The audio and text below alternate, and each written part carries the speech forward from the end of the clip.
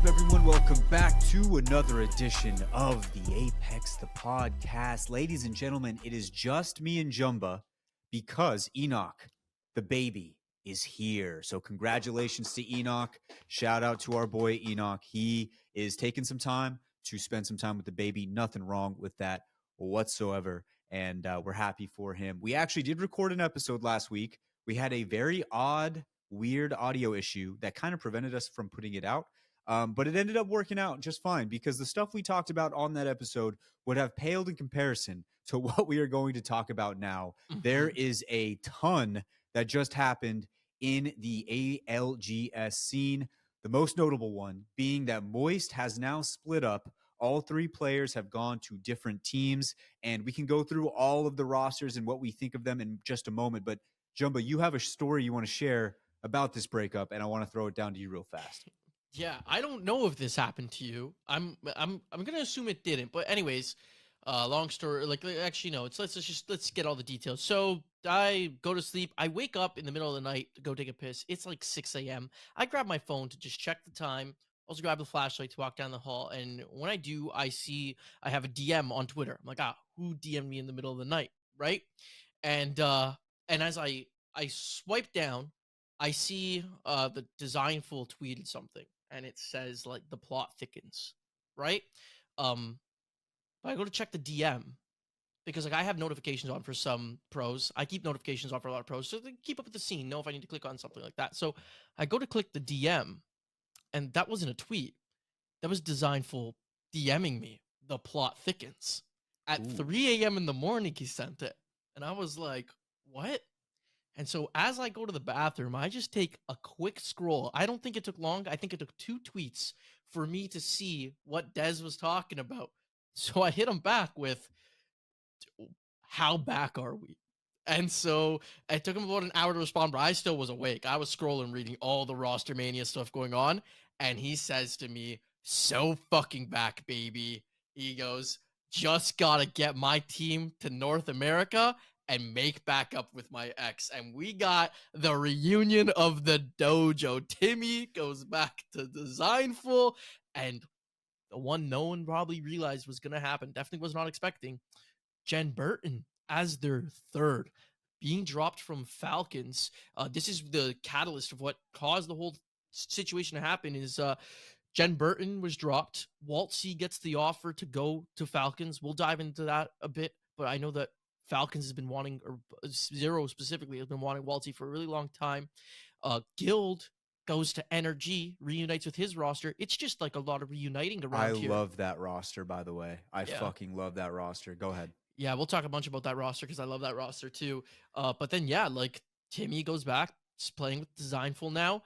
And then we got Jim Burton. I hope Dez is okay with me leaking what the DMs were, but it was just so electric. I'm like, I talked to him at EWC, I talked to him in this pod, but I don't chat with Dez too often. So I'm not going to lie. I felt a little honored. This guy hit me up at 3 a.m. in the morning to say, we're fucking back, baby. And I said, Designful's the best, man.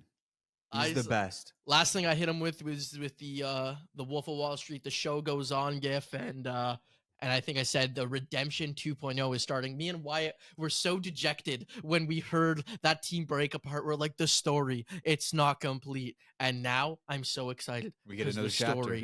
The story. Yeah, a new chapter was the title of his stream today. Yeah. So, but yeah, So what we're going to do at the end of the show, we have a heart-to-heart that we recorded last week that didn't get messed up. And I'm pretty sure I talked about it then, but if I didn't, I did want to mention that this is technically not our 100th episode, but it is our 100th episode. And just because I remember it that way. And I talked about how it's sometimes so cool to talk to some of these players. And Designful's at the top of your list of players that's fun to talk to because of moments like that. Like, you know that this guy was ready to get that news out there. You knew it was like he was so excited. I can't wait to have him back on to talk about it. And we do get another chapter. I think that's the biggest storyline out of all this. Now, I'm going to get to my thoughts on the team a little bit later. But as far as storylines go, it's very hard to beat the ones that we just got coming out of these roster changes. Number one, we have one of the arguably most entertaining teams, or at least duos, ever in the history of the game to come back together after a breakup in Timmy and design. You have the team of Falcons, what everybody deemed as the super team, making a change. And I would say, like, if you're making that change, there's not too many players I would put above Waltzy at the top of that list or for who you'd want to change. And then you mentioned Guild going back to NRG, and it's this perfect storm of three very intense, very deep storylines, all intertwining once again right before we go into the biggest tournament of the year in Champs. So it's very interesting. It's very wild. There's also some other roster changes coming up that have been confirmed, Jumba, if you want to go through some of those as well. Um, there's okay. So the only one that I believe is confirmed, and I don't think they've even said anything about it on public Twitter or anything like that. But Battlefy kind of leaks everything, anyways. You can check who's doing roster swaps, and by the time this episode comes out, I think roster lock will have happened anyways. So we can just say it anyways. Is Shubi is confirmed on C9 as per Battlefy. I didn't see this one on Battlefy, so this like, just might be rumored, but I understand it's like strong rumors is Lou to E8 because he's not going to be playing with Bleed and he isn't with Complexity. And then with that, the strongest rumor we're hearing right now is Yanya leaving Team Liquid. That's a trio, not just a duo that's been together for a really long time, a trio that's been together for a very long time. Yanya now moving to Bleed. Yanya was their IGL, right? And so now you got dropped IGL in that team. Yanya's also just like an insane fragger alongside Nox, who's like insanely mechanical, but is also a very flexible character. Like Nock, you can have him frag out if you need him to frag out, but Nock can also play like an amazing anchor role. That guy was one of the best Gibbies in the world, and he was playing controller. Gibby was known to be like an MNK player. So just a dangerous looking team all around. That Bleed team is going to be super exciting. We might even have to kind of abolish the whole sixth place thing because they might place significantly better. Maybe I'm getting ahead of myself. And then there was something for Complexity that unfortunately I am now forgetting, which is not good. I don't but remember hearing anything about. Enemy. Enemy to Complexity. Yeah, Yes, Enemy. that was the last one. Enemy to Yeah. Complexity, which in our deleted episode that we don't have, we lost the audio to. I originally was saying I didn't like, but I think I'm coming around to a little bit more.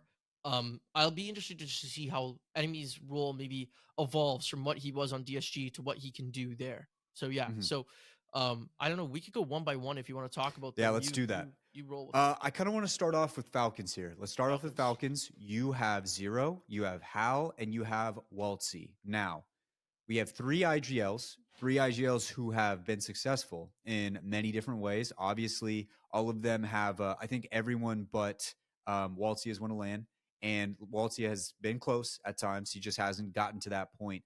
But what we did see in Waltzy last split was we saw a player who had to step in and IGL who had been co-IGLing for a long time, and he did a damn good job of it. And he also went from a very low placement early in the split to getting his team into the LAN, and then not only getting his team into the LAN, but winning the group stage out of that LAN. So we have players that know what they're doing here. The question is with this team, what are we going to do in the IGL spot? I assume it's still going to be Zero, but we have seen times where things didn't go their way and they kind of pass the roles off.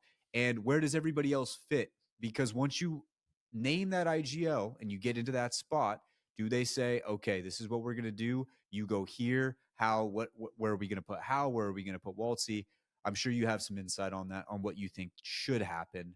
And I kind of want to hear your thoughts answers. on. I have You have the answers. Yeah. Okay, so let's get it's it. been 100% confirmed that Zero stepping down IGL is going to be Waltzy now. No, I'm kidding. It is not what is happening. No, like it's I do know it's confirmed. I was listening to clips from Hal, listening to clips from Waltzy, and I would have never even questioned it. Zero is still the IGL. Hal left TSM to join Zero as the IGL. It's his team. Hal was even talking about it. Like he kind of had some say in the situation with Jen getting dropped, and I'll talk about that in a moment. He had some say in that, but he also did sell Zero from what he was talking about on stream, that he's like, my input doesn't matter. I've been here for a very short time. Like, this is your team. This is your call.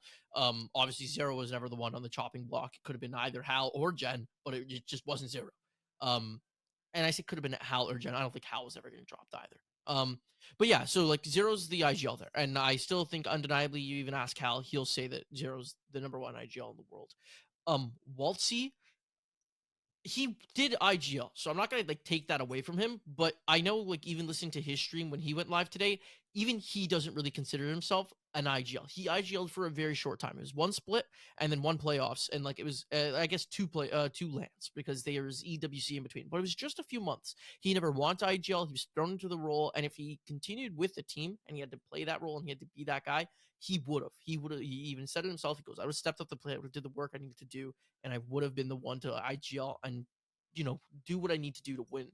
But he doesn't want to IGL. He just doesn't. He's played the game as a fragger his entire time, and he's a damn fucking good one at that. He was possibly one like top three, maybe even top two, and he wasn't number two player at that most recent land. Like the only reason I would say there's a question is because of that final day. But other than that, Waltzy was absolutely unreal the entire time, and he was putting up crazy damage numbers. I think the most kills per game and most kills overall while being an IGL. So long story short, that's just to basically say like he's a fragger and he wants to be. And he said like I know that he knows for himself that he's a better second voice, not the main voice. And he said, and you could ask MT that, who he was the second voice to for such a long time, who would back that claim up. And there's nothing wrong with that. So that's where he feels like he fits best. So he does not want to IGL. I don't think it's gonna be an issue. It's not gonna be a problem. The people that you look at more in that situation are Hal, Zero, and they've already started to succeed in that role. The more question is like who's going to play anchor? That's the real question. And again, I don't think any of those players care. I think those players, what's on their mind mostly at the end of the day, is how the fuck do we win and how do we do it repeatedly? So if that means that they need Hal to be the anchor, I'm sure he'll do what he needs to do to learn that role. I think if they need Waltzy to do that role, he will. The other thing is, I also just don't think they need like to worry about who's an anchor. I don't think this really changes much for Falcons. Jen Burton is a world champion, don't get me wrong, and a damn good player. But Waltzy is just up there. I don't think this really changes much for Falcons. I think they just do the exact same thing that they were doing with the roles. The reason Jen was dropped was definitely not because of his performance and his play. It was personnel issues. Cal confirmed it. He said Zero needs to talk about it more because it's his position to talk about it if he wants to, both Zero and Jen. But there was personnel issues, and I believe it. Like I know that for a while, like I'm not saying like that they had like at least from my perspective there was animosity between the guys, if there was any problems between them or anything like that. But just understanding through like interviewing Zero, interviewing Jen, everything like that, they were never like the absolute closest outside the game. um and like there might have just been issues that on results just said, well, let's sweep this under the rug and let's just keep doing what we do. Now again, I don't know what's happened now. I don't think there's any bad blood or anything like that, but I assume that they still had respect for each other. They still competed like with each other on like a respectful level. I'm just saying, like, from what I understood, they weren't the closest outside the game, right? And like hearing that there was potential personnel issues, and that's why they wanted to make a swap despite their success like in the past. It didn't surprise me actually very much. Yeah. So the one thing I can speak on with this team moving forward is we've talked to Hal. We know how motivated he is. We haven't spoke to Zero on this show, but you have, and you know how motivated he is. You've talked to me about that, and we've talked to Waltzy twice. And the last time we talked to him, I don't know about you, but the vibe I got was somebody who is so dedicated, so locked in. He was talking on the interview about players that he didn't feel like cared enough. He was talking about players in that interview that he felt like were just wasting their He actually time. just called out the You're, NA region in he general. called out the whole NA region. If you want to put together three of the most dedicated and motivated individuals in the league on one team, I'm never going to bet against that. So that's what I will say about this Falcons team moving forward. I think with that amount of care, with that amount of dedication, they're going to find a way to get some results. And whether it be winning a playoff, winning a champs, whatever it may be, they're going to do something great with these three players. This roster, I'm not so worried about, to be honest with you. I think this is Yeah. a very good roster moving forward. Now, I was just gonna quickly say, like, the thing is, Waltzy said it himself. He's like, there's a chance Guild would have got the call to join Falcons, right? And he mhm, told Guild, if you get the Falcons call, go. And then like he's the one who got it. And so he said like everyone just knows if you get the Falcons call, take it. And for him, he was really adamant that it's not even so much about the money. It's just that is the two best players in the game, and like that's a chance to go accomplish your dream. And and then I'm sure, even though they say like he's adamant like the money wasn't a factor, I'm sure it's I'm sure it's a sweet thing to know that you're gonna have some pretty crazy financials that come in that way as well. So like, it's just I'm stoked for Waltzy. Like, I love Jen, and at the expense of Jen, like, yeah, I feel bad for him. I'm excited for the team that Jen joined, and so I'm excited to see what they do. So yeah, I am sad to see because like I was a massive fan of that Zero Gen duo and a massive fan of that Dark Zero roster. Like and maybe there's a little bit of bias that org did help me out like a bunch in like the early days of my career. I'm still in the early days, but they just gave me my first kind of start on a couple of things, gave me the confidence to do a lot. I built a lot of fandom in that team. So I'm sad to see them split, but I'm also now I have like two teams I'm going to be rooting for pretty hard. Yeah. So moving forward, as I was saying, now we move into the other roster, and Yeah, this is Design, this is Timmy, to me, and this is Jen Burton. Jen Burton. There I is mean, no denying that this team has an extreme amount of talent. But I would also say, listen, I love Design. We've had Timmy on. He was great. I haven't gotten a chance to speak with Jen Burton yet, but he looks like he's a good time. I have nothing against any of these guys. I want to see them succeed. We talked about how much we wanted to see the Timmy and Design storyline continue. We talked about how badly it sucked to watch it break apart. I would be lying if I didn't say I had some question marks moving forward. That's not to say I don't think they're going to be successful, but there is some question marks. I think anytime two players split up at a certain point, there's got to be some question marks there. You can't just say willy nilly that it's just going to fucking work out. I think there's some questions there. I don't know what you think, but I'd like to hear your thoughts on what's going to go down with this design team moving forward. so I guess like yeah, it's where if you were to ask me going into split one playoffs where I put DSG, I had them as like absolute like top five. Maybe the gods, the team to win it all, and they came close. Right, again, one fight away, they came close. Now, just because of the fact that we saw a lot happen between, even though enemies aren't there, we saw like there's them continue to struggle in split two, miss the land. EWC, they narrowly missed finals. And I know that there was like definitely some things going on behind the scenes there. Not because anyone's told me or anything, like just witnessing it, right? Now, like them coming back together with Jen, it's just I'd almost put them wild card status. It's like they can show up to that land and give us one of the most electric performances that we've ever seen, or that it might just be something that like isn't that special. I don't know. Like that's the way I see it, right? I'm not saying that I still think that they'll make finals, but like maybe just won't be as noticeable. That being said, they were like we saw them succeed at events, right? We saw them succeed in events, and I'm not putting Enemy down. I love Enemy, but Jen Burton is on a different level. Like we talked about a world champion status, but that guy's been the number one fragger in the world, the number one anchor in the world. That guy's been a co-IGL. That guy's got more experience than all 99.9% of players in this game, right? He's been playing alongside Zero, and I would say like the biggest thing that sets Falcons apart always has been that mind of Zero and like how he plays the game and how, when he sees his zone, he knows this is where we should be playing for points. This is how we play for a win. There rotates, everything like that. And Jen's been doing that with him for the better part of 3 years. Like he's bringing that knowledge to this team. So that alone, I think, could see them as like a top contender at this event. And then the other thing is design. This might not be his strongest asset, but like going into this event will like help him a lot. Is he's very much like kind of like a momentum and an emotional player. And if this sparks like brings back that spark in him to like just go fuck say like I don't care about anything and we're just gonna go fucking crush this tournament, that drive is something that like when designs in that mode, he just can accomplish anything. Right, that's what he had going into that champs. He wanted to prove so many people wrong, and I think he's got that back. I think after struggling so long, like through the last split and the last land, I think he's got that back. And when we see that drive and design, like he could do it all. And the last thing is like same with Timmy. I think there's a lot of doubters like with this team again. A lot of people like questioning it. I just questioned it myself, and so because of that, I think this is going to drive that team to really prove people wrong again. And I also know, like, because Timmy said this, that he is supposed to be the sole IGL.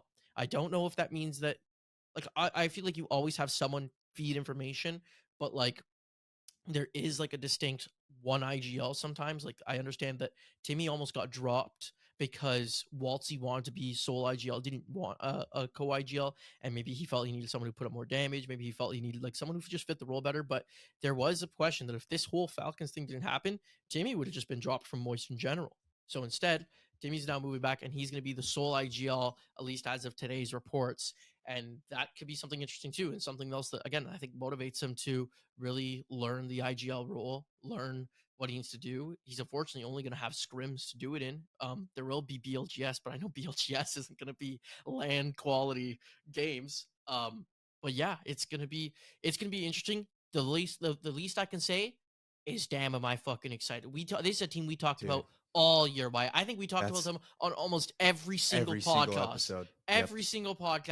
and like how upsetting it was when they broke apart, and now to somehow, like when he said the plot thickens, it's not just the plot thickens, the plot twists this year, because we couldn't believe when Timmy left, and the fact that he's back is just crazy. So Yeah, it's bro, it's one of those things where I obviously, because we are a podcast that talks about competitive and we have to say our opinions and our thoughts and we can't like hide that no matter how much we like the players. If I take my competitive portion of my brain away and I yeah, just say all I care about is what's going on with the stories, my favorite players, my favorite people to talk to. Bro, listen, I'm the biggest low key rom com fan of all time. You know, and when you're watching a good rom com and it gets down to the end, you're like, they got to get back together. Come on, come on, they got to get back together. You know, I didn't think we were going to get that closing chapter with this journey. And whatever you want to say about how the journey ended, like you mentioned, Jen Burton is not enemy. And I don't know what exactly was going on between Timmy and Design, like respectively. I do know that a lot of Design's frustrations, a lot of anger came towards some of the plays that enemy would make. I think that's a fair assumption to say. it's And yeah, it's not even an assumption. I think like it's something that like he that used to like happen. He used to kind of like blow up, and then yeah, there was a lot of like Timmy kind of like being the mediator trying to there, hide. which Yeah, I think could have even been a potential reason maybe for the split initially. Like maybe Timmy wanted a different environment where he didn't have to fill that role. So I will agree. Again, I don't know on a personal level how they are outside the game. I like to always assume the good side, that maybe enemy and design are on a good terms. But no, I agree that I think a lot of the frustration came from there. yeah. And maybe the switch up now, even though Timmy's back, actually, like, I mean, you could complete your point, but I think it might be good for them. Exactly, and that's what I was getting to is there was probably some frustrations between Timmy and Design at certain points, but I do think it did lean a little bit more towards enemy. And I feel like Timmy's biggest problem with Design not being there was just the fact that he would sometimes explode, lose the temper a little bit, and then it made it hard to get back into those moments sometimes. Not all the time, sometimes. So I feel like, and I also think too, if you're Timmy and the way they started that last split, when there's a team like Moist being like, hey, we're about ready to, keep going. And I think you got to look at that a little bit and be like, all right, I'm gonna try this out. So we talked to Design on how big of a deal it was for them. And we saw Design get emotional, bro. Like after that entire situation went down, our podcast episode is titled "It Felt Like a Breakup," and like I No, said, worse than a going breakup. worse It's than a worse than a breakup. breakup. And to see, like, as a rom com guy, bro, I'm sitting here in my seat, popcorn ready. I'm like, We definitely please developed a get back together. parasocial relationship We around their did. relationship. We did. I wanted it back so bad because I was like, oh, and then you see all their tweets in between the tournaments being like, oh, I love this guy to death. This guy, they're talking back and forth to one another when they put out the tweets of like, yeah, I would have never wanted to team with anybody else. This was the greatest time, but I got to do what I got to. Like, you see all those, you're like, no, I wish it was still happening. I wish they were still together. And now The they're back. story And all I want is to see success. That's all I fucking want is to see success. If it happens, I don't know. I'm not there yet. I got to see what happens first because we know when it goes bad, it can get bad with these guys, but we know when it's good. Oh the fuck, is the it so good? the story, like, they were three quote unquote misfits of the Apex scene. Like, Timmy couldn't find his place in competing.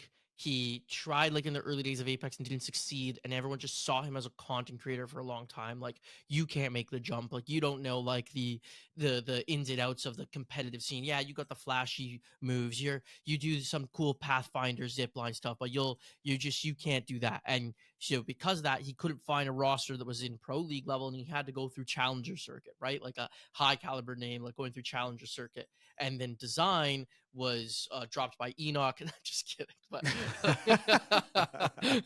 Let's also, another thing, let's not discredit the time design has had off. When we no, talked to him in that interview, you could tell, man, he was tired and he yeah, needed a break and he got a break. And yeah, not only did he get a break, he got a break and then he got back with the one that we were like, this is the one all along. yeah. This is the one. But that's what I'm getting at, right? So like design, like then like he was dropped from a few rosters, couldn't find his place in pro league either. Like the stocks were low on him. A lot of people didn't like like his kind of like his mental, his attitude. Like there was comments about his just the way he would blow up at his team, like as the IGL. And then enemy couldn't find a roster either. He was let go. Like he had competed at LAN and just wasn't being picked up. And then they formed a team. They go through challenger circuit. They go through LCQ and they start making themselves known as like players that could be at the level they could be. And then like to the level that like not only do they succeed together, even when Timmy breaks apart, Timmy now goes on to compete with Moist and arguably puts up some of like Moist's most successful like moments. Like yeah, like the standings don't show it, unfortunately. They get 10th and 12th because they just don't pull it out on the final day. To be fair, EWC was 13 games, and going into like game 7, I think they were in 4th. So like I can't even blame them too much for that. They were one of the first 3 teams to match point, but like, they just went 13 games. But then EWC, or sorry, at Split 2 playoffs, like yeah, their final day I don't think shows for how good their performance was at that tournament. And so that's just to say like, there were 3 misfits who have now made themselves known as like kind of like really good players that could be at the level that they deserve to be. And you add Jen Burton in there, who's kind of like been dropped. You got 3 dropped players trying to prove the world that Misfits. they're world champions. Bro, we're right back into the narrative. We're right back in there. We got the 3 misfits. They're back once again. I'm the more I think about it, the more I talk about it, the more I'm fucking back in. I'm so back in, dude. I need somebody, first of all, to go back to my rom-com statement, I need somebody to make a movie poster, rom-com poster, Timmy design. I need that made. If one of our listeners can make that, thank you very much. I'd appreciate that. I think I'm fully back. I've talked myself to being fully back in. I'm so back in. I may or may I'm not back in. be describing the whole situation and then saying, these are 3 dropped players looking to become world champions so that if they win, I can then take this quote that I said 3 months prior and put it in my video. Yeah. I'm back in. I He's listen, so back. I'm fully back in. I'm buying whatever they're putting out. I can't wait for it. And honestly, we talked so much about Timmy and design. We barely touched on Jen and how great I mean, you did. I think I did. I was like, I barely talked about Jen Burton and how great of a player he is. He's a world champion. He's a champion for a reason. He's been on a lot of very, very good teams. And just because the string of results they had recently with Falcons doesn't reflect exactly just how one good of a tournament, player just he one is. tournament actually. Like Yeah, you gotta remember, like okay, they didn't win, but they went. They went second. I don't think they had most points at Split 1 playoffs, but and I know it's group stages. They set the group stage world record dominated for most points. They had 100 more points than the second place team, like or 90, and then they had 121 points in 1 6-game set.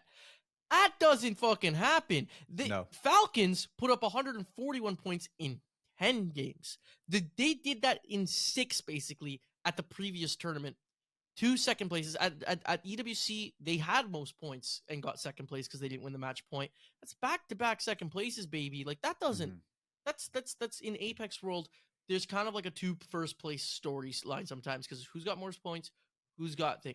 The 20th sucks. We've talked about it a bunch, but like you're not knocking those guys as having a bad year because of the 2 second place. But if we are saying they had a bad year because of the 20th, that just goes to tell you what Jen Burton could do for this team. Yeah, and I think you do have to say it wasn't what I think you kind of have to say it was a bad year with the 20th because nobody thought that they were gonna ever. Okay, that's what I that mean bad. though. That's what Yeah. I mean though. Because of the fact that no one ever saw them there, it just I think shows you how like good of a player he is. It's like Oh, no one 100%. would have believed. I think even if they came 10th, everyone would have called it a bad year, and that's what's crazy. Is like that's how good these guys are, and Yeah. that's what he could bring to the table here. So Yeah. it's I'm ready. it's I'm it's back still in. somewhat of a wild card team, but it's the storyline that You like can't take them out of the wild card spot. You have to leave them in, but I'm back in. I'm back in 100%. You got to leave them in the wild card spot though, because it is okay. How does this happen again? We'll see how it works. We'll see how it all unfolds. we should go next because now the comments are gonna be like, "Oh, these guys are fucking rioting on it." I know that's Yeah, coming, they're but gonna like, the that's comments of fun. like this That's fun. fucking loser wants to see a rom com poster. Yeah, well, That's fun. that's We'll for take it. me. That's not That's for for you. us. It's for us. We'll move on into the next one here, which is Energy actually my favorite team that has been formed here, and it is NRG. Gilderson's and energy, rejoins Fun and Knock. He is dude. back. I Last time, love this fucking team. I love this team moving forward. last time these guys competed together, I could be wrong. Maybe there was one split after this, but they came second at LAN, right? So close to winning that LAN. They came second. Um, I might have to double check that. But anyways, long story short, they did come second to the LAN. This team competed like I'm pretty sure there would be a world where they're still together because clearly if they're back today, there was never bad blood or anything. He wasn't dropped. It was nothing like that. I don't think you dropped Guild. Everyone was talking about Guild as the best player in the world at that era, right?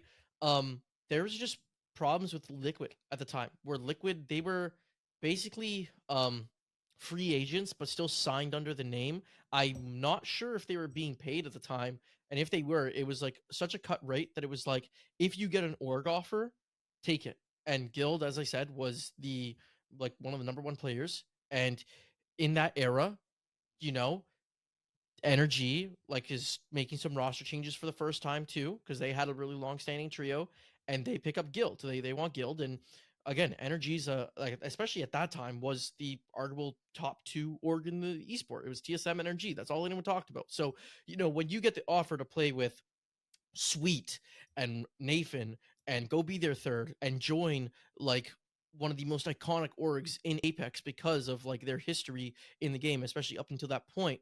You don't say no, especially when you don't have a salary potentially coming in, or you don't know where your next paycheck's coming from because of like the things that went on with Liquid. And I know that Noct and Fun and even Hodzik aren't the guys to kind of stop them. So that team split up when they were like at the peak performance because of unfortunate circumstances. And then we go on to see Xset still do good. We go on to see Energy have some good performances and everything like that. But then both kind of like bounce around, have their times, and they also reunited. And I love that.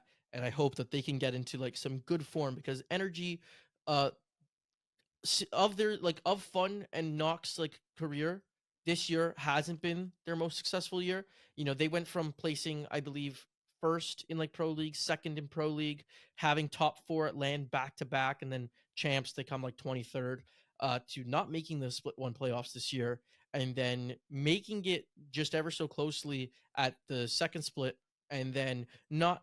Like they made finals and everything like that, but I think they just didn't have the performance they wanted, and they didn't make finals at EWC. So it just wasn't their most successful year. Like when they were just such a dominant, such a scary team. Like when they picked up Koi, everyone thought that was going to be the best team in the league. That's what we were talking about was super team level. And then they just didn't perform. So I hope they can get into form real quick with Guild. And I hope that they could get back to year 3 status because like that exit team last year was goaded. Liquid team in year 2 was goaded, and I'd love to see another contender go up against like the Falcons that we're always talking about, and they could be one for sure.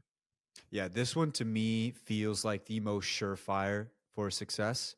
And I'm going to say it. I'm going to say it out loud. Surefire for success. I've made a lot of bold claims on this show, and this one feels like my safest. Feels a lot safer than the Navi going top 5 at Split 2. So yeah, I feel good about this. I'm feeling good about this. I like the way this team's going to be set up moving forward. Like you said, it wasn't one of those situations where there was bad blood. It was more of just like there's some weird stuff going on and we got to make some money too at the end of the day. And sometimes that's just what happens in this esports scene. We're still so early in it. So I'm really happy with this one. Yeah, I was just gonna quickly lastly say, like, I don't think people realize how much the emotional side of things go into like competing, right? Just how your mental can screw with you, and a lot of these times, like, you see these players like not succeed, and when they do, like, no, when they don't, you kind of like start analyzing their play. Well, why didn't this happen? Why didn't that happen? Like, oh, it's the character they're using, it's the comp, it's like that guy shouldn't be a anchor, he should be a fragger, the IGL wasn't making the right calls. And sometimes you don't just realize that some people are battling like mental things that are going on, like they're in a funk, like they don't think that they're good enough, that's what causes a lot of those mistakes, right? And I won't expose too much because of the fact that like I don't know the whole scope of the story and everything like that. So I'm definitely not the person to talk about it. But from what I understand, especially in Split one, I know that some of the guys on X set were going through mental things and just I think personal life issues that they were like battling at the same time as trying to like succeed. And when it didn't, and you don't, and people are starting to talk bad about you, it just puts you in a lower and lower position. And so I think this is another change. Just like I said about like design, getting Timmy back, getting Jen Burton now, feeling like he's revitalized to, go like take on the world. I think that Nocturnal's gonna, and it's even fun, and even Hodzik, their coach. I think all three of them are having that with Guild because I think they just love that era of their team so much. I'm not saying that they didn't with Sykes too. I know that they did with Sykes too. I'm just saying I think they love that era with Guild so much to know that they have someone that they mesh with so well be brought back, that they're going to be pumped up to crush this land. And I also wanted to say all this without shitting on Reptar. I got to meet that dude. Super nice dude. I met him in an elevator, and then the next time I saw him, we talked for like an hour. Like a super nice guy, amazing. It's just it's Guild, and he's just unfortunately one of those players that when he's free and he wants to play with you, it's really hard not to like bring him in. And like you, that's where you look at the business decisions at the end of the day of like what's going to help you succeed. Yeah. Yeah, I agree. So let's move on into Cloud9 real quick. I am the Cloud9 ambassador, Why don't you talk and about Shuby? You I said a lot of things love last this week that move. I'd love for you to bring back up. Yes, I said last week on the undiscoverable episode that I felt like Shuby was getting into the territory of like a Sykes, where when he joins the team, he doesn't have as long standing as Sykes does. But it just seems like wherever Sykes go, typically teams do a lot better. And he's had some record breaking times with some teams. He's also had some bad ones too. We can't discredit those. But I do feel like Shuby approaches that territory with the way he is able to kind of stabilize teams. And I think that's kind of what Cloud9 needed. And they need somebody who, I think this puts a spotlight on Naughty. And I think Naughty is up to the task. What happened weirdly with Cloud9 last split in Pro League and at the playoff was that it seemed like if one was on with Chaotic and Naughty, the other one wasn't. And I think if somebody knows that they have to firmly come forward and be like, I am going to be the guy here, I think they can do it. I think Naughty's going to step up big time moving forward with Cloud9. Saucer seemed to get much more confident as the season went along. Earlier on in the season, you could sense it in the way that he was making his calls and a lot of times in his tweets that he wasn't confident.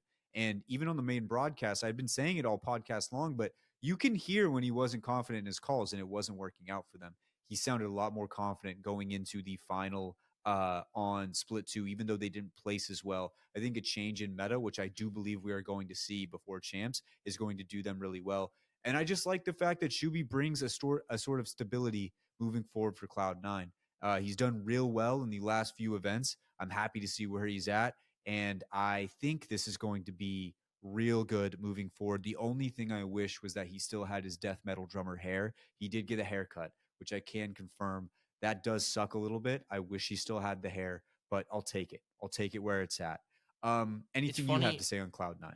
Well, I'll just quickly say last week I was saying something a lot like I was just basically saying I wasn't sure about this team, and like immediately after the pod, I started reconsidering. I was like, no, like they're right. Like Shuby is just like a consistent player, and that might be what they need in in what's it called in that team is just someone who just always shows up and you know what you're getting. And I think Shuby's is that guy. So yeah, so not too much more to add onto that. Yeah, you bring up the death metal like hair, like the long locks that he had there, and it's kind of funny because at least when I'd always watched Shuby, he never used a face cam, and I still don't think he does. So I got to interview him at Split One playoffs, and I had never seen Zapdo either because they don't use face cams, man.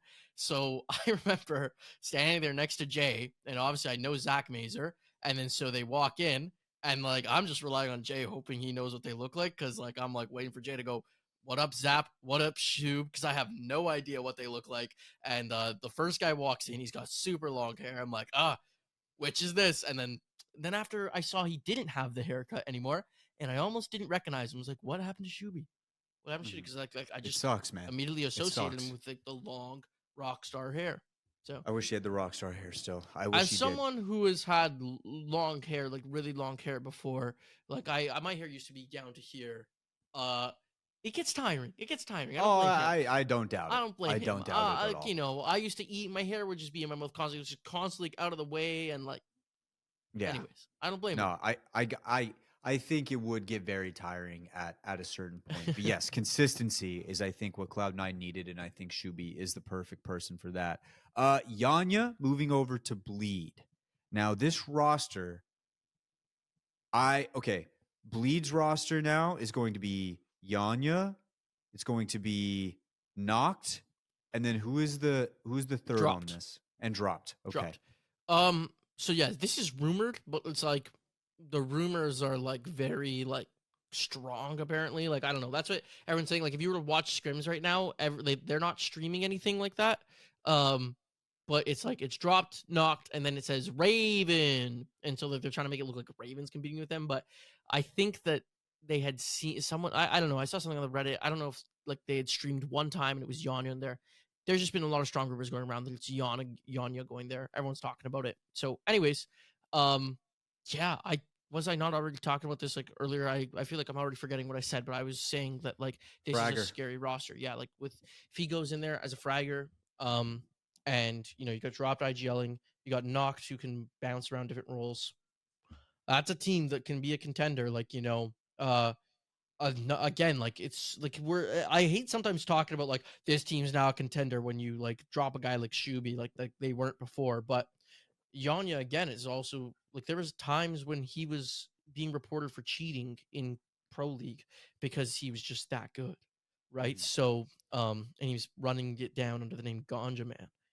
Um so like yeah, like it's an insane team, and dropped and knocked had 1 point on Optic, top team. We talk a lot about like with this roster mania not liking how much there's volatility that you can't build like these good like teams like this year. Like if you were to ask me who were top 5 teams, it would be troublesome sometimes because no one was staying together and things are bouncing around. The top 5 teams from last year didn't even exist this year. But it feels like we're getting that back a little bit. And so this is another team that like if they figure it out, if they somehow get into year 3 champs form for this tournament, this could be a really interesting tournament because we're getting some powerhouses back, right? Where it's like, especially now that we see Falcons take 20th, that Hodsix said this at about Dark Zero and Split One, but that we see that gods can bleed. It's opening up the floodgates. Like they like to see like one of these other powerhouse teams maybe make a statement here. So that's a team I'm excited for. That's gonna be a crazy one. Last two we got Lu to E8 and Yeah. Enemy to Complexity. I feel like I can take Lu to E8 a little bit.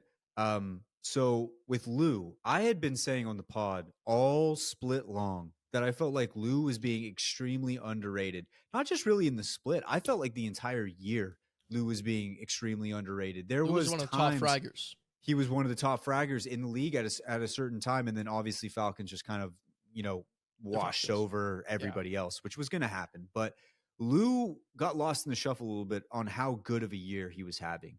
And now you move him on over into E8. He's with Zach Mazer. Are they going to keep Slayer? I'm not sure about that yet. I did see Slayer was scrimming today. I was trying to watch some of the scrims for BLGS. I'll be honest, I just was listening, so I heard Wig talking about Slayer. Didn't see what team he was on, so can't confirm that yet. Um, we'll have to see. We'll have to see if it's Slayer or were they not also competing with Luxford? But I think Luxford's already not. Luxford, I think, was already gone. Yeah. So I think Luxford had been gone for a while. I'm not. Yeah, I'm not sure about the third. What I will say is that like the EWC run with Noct, Zach, and Lou was like pretty inspirational for me. Like again, they're another team where I think their final result doesn't show how good that team competed at the tournament. They were like in first place, even though it was by tight margins for quite a while at EWC in that land lobby, and they had a good first day as well. So anyways, like that's a team. Like Lou and Zach, I think is awesome together. Love that. Whether it's Slayer, whoever the third is, another team I'm gonna be looking forward to. Because if a tournament doesn't go 13 games, and if Zach, well, he can't contest anymore, I just want to see that team perform in the finals. And I think Zach can. I think Zach this year, I've said it a couple times, has is like I you want to talk underrated IGLs? I think people talk about it, so maybe I'm wrong, but I think Zach has been having a great year IGLing. He obviously didn't make the second LAN, and I think that was just because of the implosion that his team had after Split One playoffs. Kind of Yeah. just threw things to the side and doesn't actually again also account for how good he was calling at Split One. And then even though we didn't have the comms, I'm assuming how good he was doing at EWC as well to perform the way they did. So yeah, excited Yeah. for that. And then the last one here is There actually enemy is to one more. I complexity. don't have too Oh, much there to say is? about it. Yeah, but I'll throw out one more. It's Karev, who was a part of Icholos Laser. They were a team that was together for a really long time. They're a South American team and a very good one at that. Like they just made they didn't make Split One playoffs final or Split Two playoffs finals, but they did have I think placed third in groups. Um, so yeah, like they're fine. Like not making finals is kind of weird. I didn't watch bracket stages, unfortunately. I still haven't got to yet. But EWC they made finals, and there's only two South American teams, and they did it. So like Mm-hmm. Karev, anyways, good team, good player. He's going to Liquid now. Obviously because the language was a big thing. Like I do, from what I understand, Yanya speaks English. He understands English. He was able to move over to Bleed and not being in an IGL role, he's able to work there with the communication. But I'm not too familiar with the Aguadas and Nizel and like how their English is. So they definitely need someone who's Spanish. So yeah, Karev, who good player, could be still an interesting team. Um, I don't know if he's Yeah. Yanya level, but still an interesting team. We'll And see I how it believe he's works. MNK, but I might be wrong about that. Just throwing that out there because they were always a trip roller team. But yeah, Yeah. Last one here. enemy to complexity. Complexity, enemy. This team I don't think has ever left wild card status for me, and I still don't think they leave wild card status. The one thing I will say is that enemy very used to using sniper rifles, and this complexity team privy to Sniper the rifles. class. Yeah, they're privy to the class.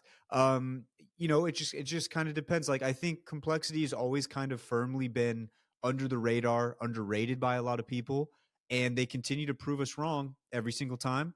I'm not going to move them from the wild card area. I think they firmly fit into wild card. Would I be surprised if they had a good run at champs? No. Would I be surprised if it didn't go their way? No. I think that's kind of what a wild card team is. You never really know what you're going to get. I think that's where we're at. I think all of these players individually are talented, and I was very happy to see how well Kimchi did in the second LAN. Very happy to see that. And let's see if Enemy could add to that. We'll see what happens moving forward. Yeah, with enemy, the thing is, over the last kind of year or so, he's been in a role where you had like Design and Timmy, and both those players are just like aggro out of their mind. Like you can't take the aggression out of those two players. I'm surprised Timmy survived an entire land playing crypto. But yeah, so with that being said, he's been on such a passive role, and like even in my mind, has seemed like he's developed into such a passive player because he had to be that guy with two really aggro characters. And now he's joining a team where like Kimchi kind of plays that role, so he needs to step up into the aggression alongside Monsoon. So it's just because I haven't seen it in a while, it was something I was unsure about, but I think he could do it, and if he can, like that could be a really good and really interesting for them. I think that the big thing for this team would be sort of like mitigating mistakes is the way I'd kind of put it, right? I don't know if that makes sense, but it's just like if they can find a way to mitigate the little mistakes, I think they could do good. I think that they could make the run that you're talking about. Um we'll have to see. We'll have to see.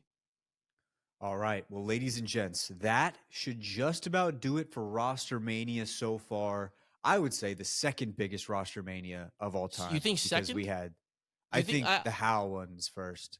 see the Hal situation in itself was massive, right? Yeah. But outside the Hal situation, did we have as many shakeups to teams that were No, like but so big and monumental outside that one Hal? Like there's the E8 implosion, but I don't think like I'm saying like I was like I was like ah shit E8 implosion, but I wasn't like oh that's a massive bro, moment, I just think the Hal one was such a big such a deal big at the thing. time. Like you could argue. I'm not saying it's like, oh, this one's just definitely number one. In my opinion, the Hal one will always be number one because of how big of a deal it was when it dropped. But you could definitely make an argument that this is up there with the number I'm one just because saying just so many because of like teams made so movement. many teams, and we're also like this is I mean, I know we already got a really long episode going here, but what I was just gonna quickly say is like this is where it just comes into like we were talking with Onset, as you'll see later, that just some better roster lock rules. Onset actually had a really interesting one that I hadn't heard anyone talk about, where it's just like limit the amount of roster swaps they can have. So it's like people are talking about, oh well, when do we put in roster lock to make it to a point that like it makes it reasonable for them? I would say limit how many they could do. One in split one in split two, and then after split two, it's like you have to go to the same team that like to champs because there's no pro league in between split two and champs. So like you have one in split two, and that's your roster, right? And so Hmm. maybe they stick through it. Maybe that limits them. Maybe that makes a better thing. I'm just saying that that is, in my opinion, needed some sort of like consistency because we got legends who aren't going to be at LAN. They gave up their spot. I guess technically not yet, but roster lock this week could potentially see another team get in. GH Professional, who didn't have enough playoff points, they get in. Now, awesome for them. Love that for them. But they get in because Moist disbands. And it's just weird when you have teams who were like so good and qualify for LAN and then just their spot dissolves. It's just a It is weird weird. thing, right? It's weird, but I think as time goes on, we're gonna figure Yeah. out some rules and we're gonna get in a better place. And like you mentioned, Onset had his thoughts on that, and Onset had a lot more thoughts on a lot of other things. Ladies and gents, it is our pleasure to bring about Onset. It was so awesome to finally have him on the show. It's for me. I don't really get nervous with players because players are players. I just like to hear their experiences, all that kind of stuff. I get very nervous with casters because before this pod, that was the field I was trying to go in. And some of these voices and some of these casters are so cool to me. And hearing how their story came to be. And Onset is, I would say, the voice right now of Apex. In my personal opinion, I think of Onset when I think of Apex and when it comes to the voice. And I think you could have a full compilation. I think it's bullshit that there isn't a compilation of the greatest Onset calls. And he gets into why there might be a lack of those so far with some of the COVID stuff and all that kind of stuff. But Onset, it was awesome. Almost our longest interview of all time. Second, I think Weeps was our first or longest interview of all time. Second interview of all time. It was a great time with Onset. We get into everything. We talk about his casting career, Apex, where he sees esports moving forward. We even get into a little sports, get into a little soccer right there at the end. So, without further ado, ladies and gents, let's send it on down to Onset. Let's hit a quick ad and we'll give it on down to, I already said it, Onset. Onset. Onset. I'll say it again. Onset. All right. Ladies and gents, we have a very special guest on the pod for the first time ever, and some congratulations are in order. Onset is hopping on the pod. And not only is Onset on the hopping on the pod, he is right now nominated for Voice of the Year play by play. And I think that's got to be in your field one of the greatest honors. Greatest voice. Just hearing that greatest voice. It's got to be one of those honors that you just can't get over. It's beautiful. It's wonderful. How do you feel after hearing something like that? It's always cool to be like alongside a list of people that you respect. I've never been too bothered about awards and things like that. I just like my win is like doing the big events and being part of like grand finals and things like that. So that's like what I always aspire to. But to see your name alongside like a list of like people you look up to that you respect in the industry is always super cool. So must be doing something right. So that's always a good feeling. Now, I will say, I'm going to dive into this right away. I know Dan is like your duo for Apex, though. And right now, he's got an esports award. He And like, does. So like now, like, are you trying to even up the score here? Like maybe you get one, but like I know he's nominated. He might be up one against you. You guys ever go back and forth with that, or No, but I it's know you interesting guys are that probably teasing. the two people that I do cast with have both won esports awards, so I feel like I'm the odd one out, or I'm just like getting carried, which could be the case, and more likely is the case. So, or who are knows? you elevating them? Hey, I'm Are just you I'm the elevating humble guy. I don't need the award. No, it'd be cool to win one, but it doesn't really change anything. The funniest possible outcome is if you somehow stole something else from Vicky Kitty again. Usually, you get that final call at the end of the lands. If the voting ever came out and she got second place, that'd be a tough look. It'd be a tough look indeed. You know, it'd be even worse if like her name got called and then they were like, "Oh, sorry, actually." We're going one more game. Yeah, she's like, what? We're going one more year, and then just hold it back. It's. I guess I was gonna save this for later, but we got to talk about that. It just seems like it comes out of nowhere. It's like, okay, she's getting it this time. This is her time. Like this is the one. And then out of nowhere, some crazy play happens, and all of a sudden, it's back to Onset. It's one of the craziest things going on right now. It's becoming a meme at this point. It is, and I think the weird thing is now, like the last event was funny because I walked backstage and I was like, I was like, I can't believe it. Like I actually can't believe it because there was no right for those games to not end, right? And the players are walking past and I just hear going, Onset's casting. Guess it's the last game then. And I was like, okay, so even the players are like now aware of it. So it's weird. I will say that it's weird how it keeps happening. I was rooting for Vicky to get it at EWC. I was rooting for Vicky to have it last event as well. She's been incredible, I think, this season. I think she's really elevated herself to an amazing commentator, and she'll get it. She's saving it for champs. She's 100%. saving it for champs. She'll be in Japan, and she'll get the call there. I think I told the story once before on the pod. I'm not sure, but I think it just feels like appropriate here where it was really fun at EWC. We were sitting there, and I think, so it would have been, you guys would have done, what, 11? Yeah, she did 11, 12, so you guys had just done 9, 10. And so I remember she walked in the room after 8. She's like, I'm just never going to get it. I'm just never going to get it. I'm like, no, we're going to game 11, Vicky. And like, so was like, was Chris was there and he was saying it. And like her friends were texting her like, it's going to game 11. Don't worry. And then it gets to game 11. And we're like, oh my God, Vicky, this is the time. And then she comes back after game 12. And the awesome thing too, is like, you guys were telling like, you're like, fuck it, Vicky. They're like, there's a third headset. Come in there, grab it, like do the call. She was debating it. I don't know if you guys know this because you guys were doing the final call. She was debating it, but then she's like, no, let's let them have it. This is like monumental, 13 games. I also said to her, I'm like, you got to call game 12, which was probably the best game of that tournament, the most insane one too. So you got probably the best game in that tournament regardless. But yeah, like she wants to like leave a few guys, and I think she wants to have it for her moment.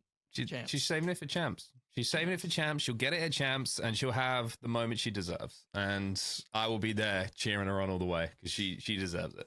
Yeah.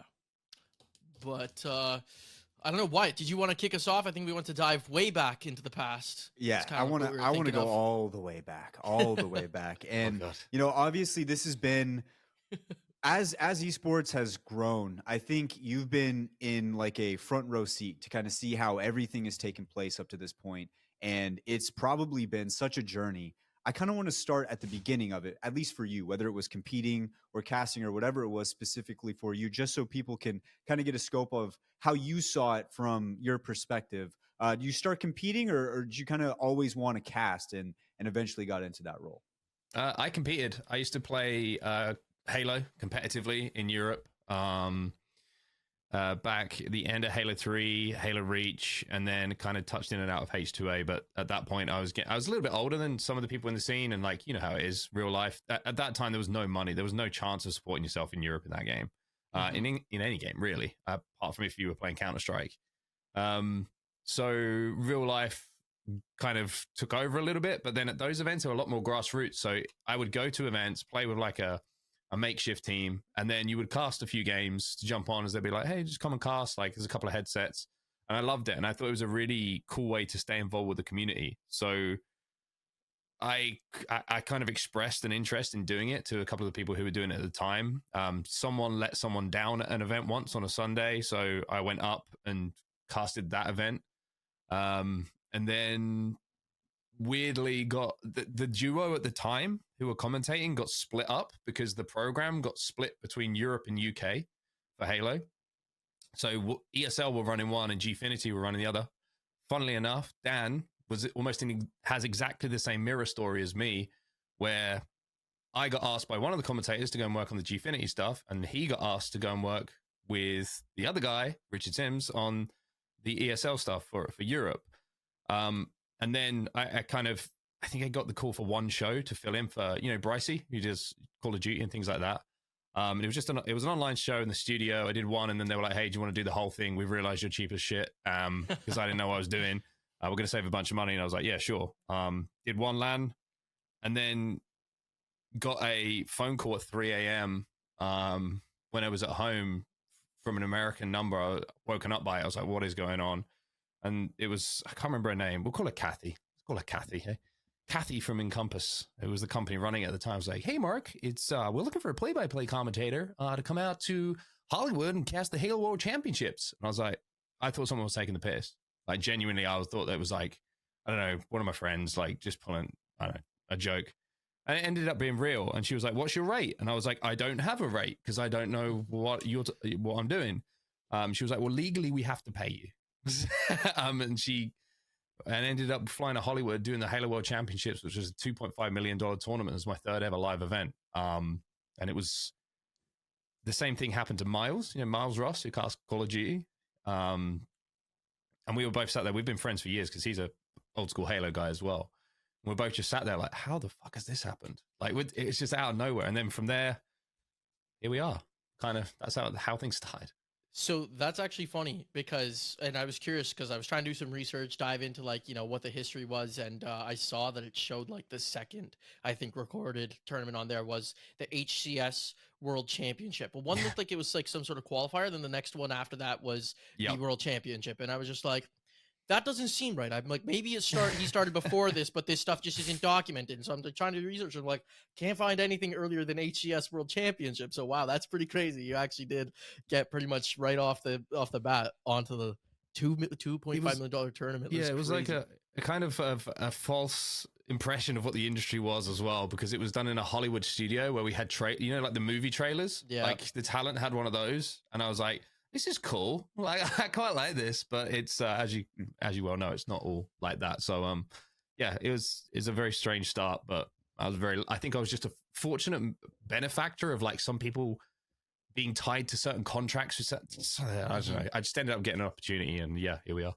Dude, that's also like me with EWC. That was the first lane I was invited out to, and everyone's like, "This is great. The way they're treating people, like the food." I'm like, I'm like, what do you mean? It's not like this always? Like, I'm like, this is just like my first experience with this stuff. Yeah. Like, I flew myself out to LA, so like I didn't really know what to expect after that. I think we were kind of saying, I think I said that to you at the event. I was like, this isn't normal, by the way. Like, I was like, shit. So was it an instant love affair of casting? Because I assume when you kind of get thrown into that role at first, maybe it's not something you even picture ever doing. You want to compete. Like a lot of people who get into this, they start off competing. They want to be at the highest level. How long did it take you to kind of get there, or was it instant?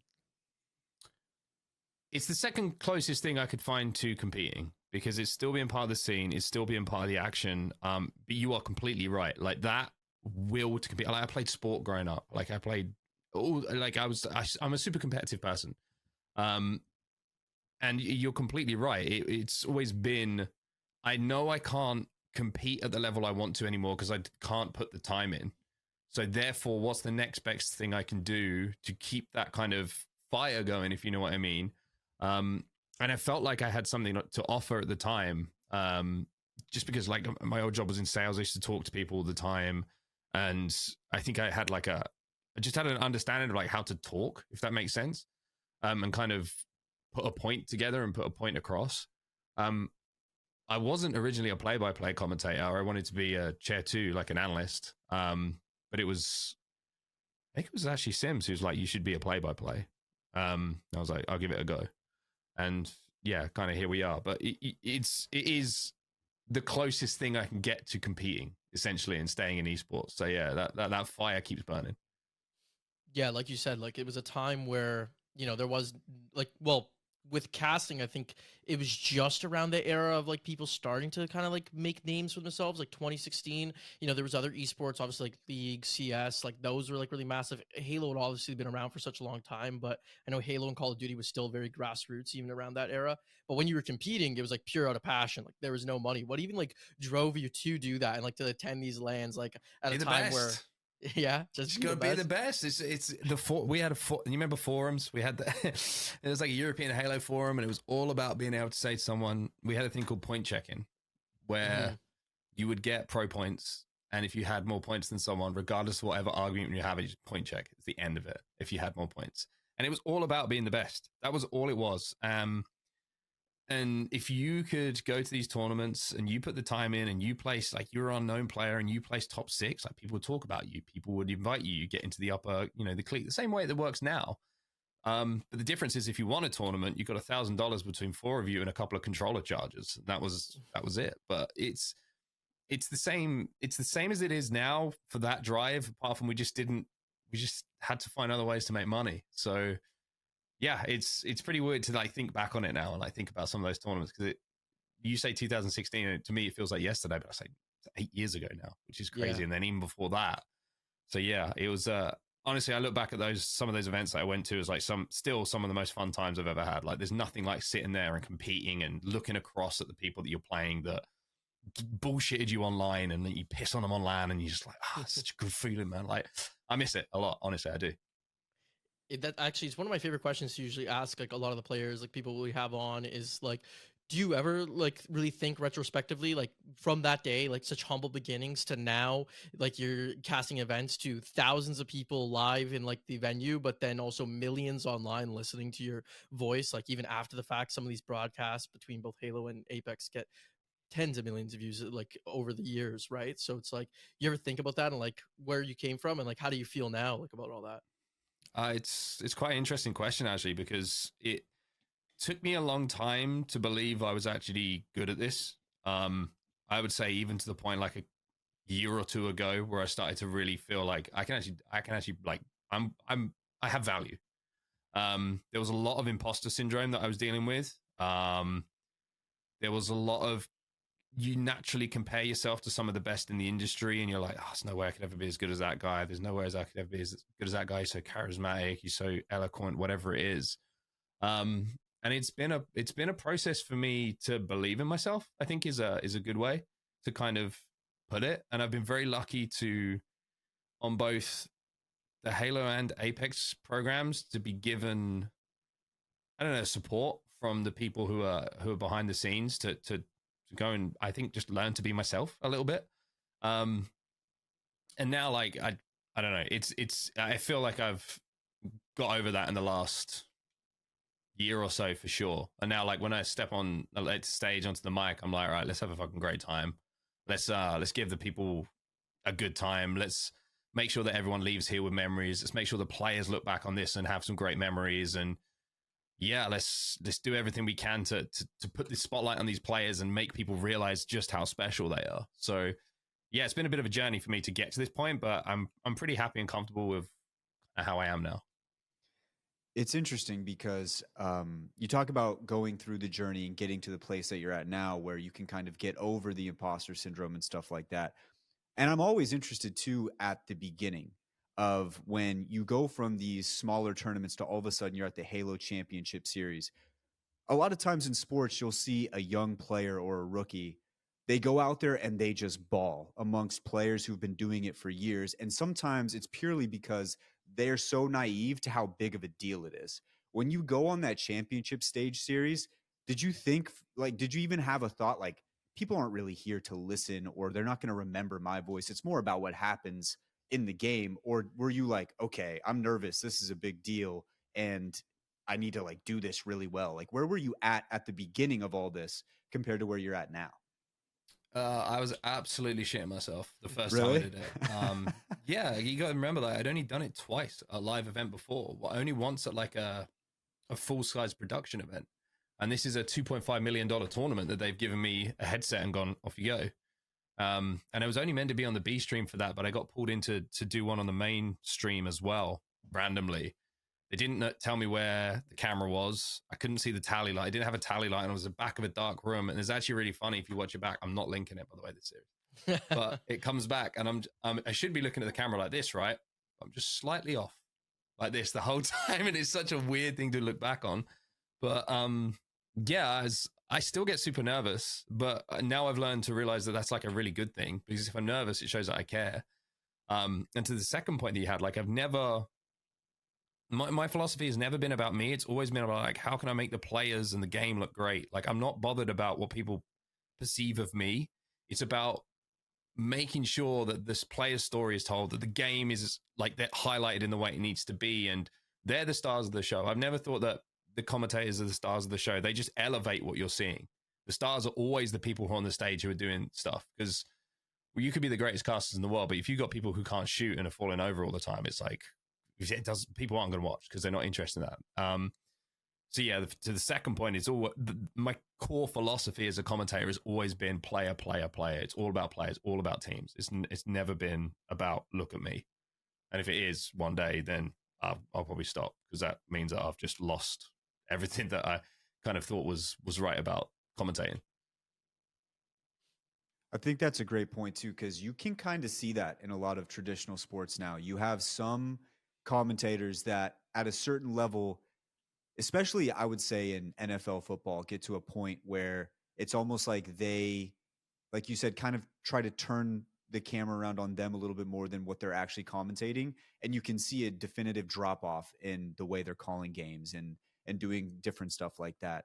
And I actually came from not necessarily casting esports, but I used to do hockey. And so watching and paying attention to esports, it's such a different dynamic in how people call games, how they do different things within the esport. When you first start, how much research, how much like different things did you have to go through to kind of realize, okay, this is how you're supposed to call this specific thing? Because growing up watching sports or doing different things, I think it's kind of difficult sometimes to translate into the esports world. Was there like a bump for you to try to kind of figure out how to properly cast esports, or did it kind of like just naturally come from knowing the game in the background? I've always felt like commentary is such an kind of individualistic thing with your style, and it's more about finding your style that you're comfortable with. I had an issue early on where I was like, oh, this guy does this so well, this guy does this so well, and I was kind of ending up with this what felt like a Frankenstein idea of how I wanted to cast a video game, because other people were doing it in certain ways, and I like that bit and that bit and that bit. And no, that's a good thing to do, to try and drag those things into your you know, how you want to present a game.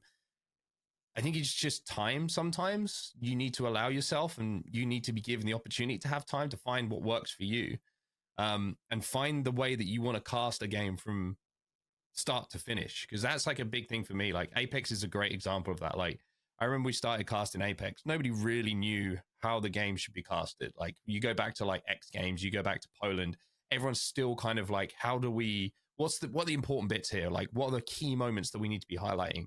And I remember sitting down and just drawing it's a really stupid line graph of like where my energy should be at certain points. And I was like plotting along this line, like where we need to hit. And that still something like we work on now, like we refer back to,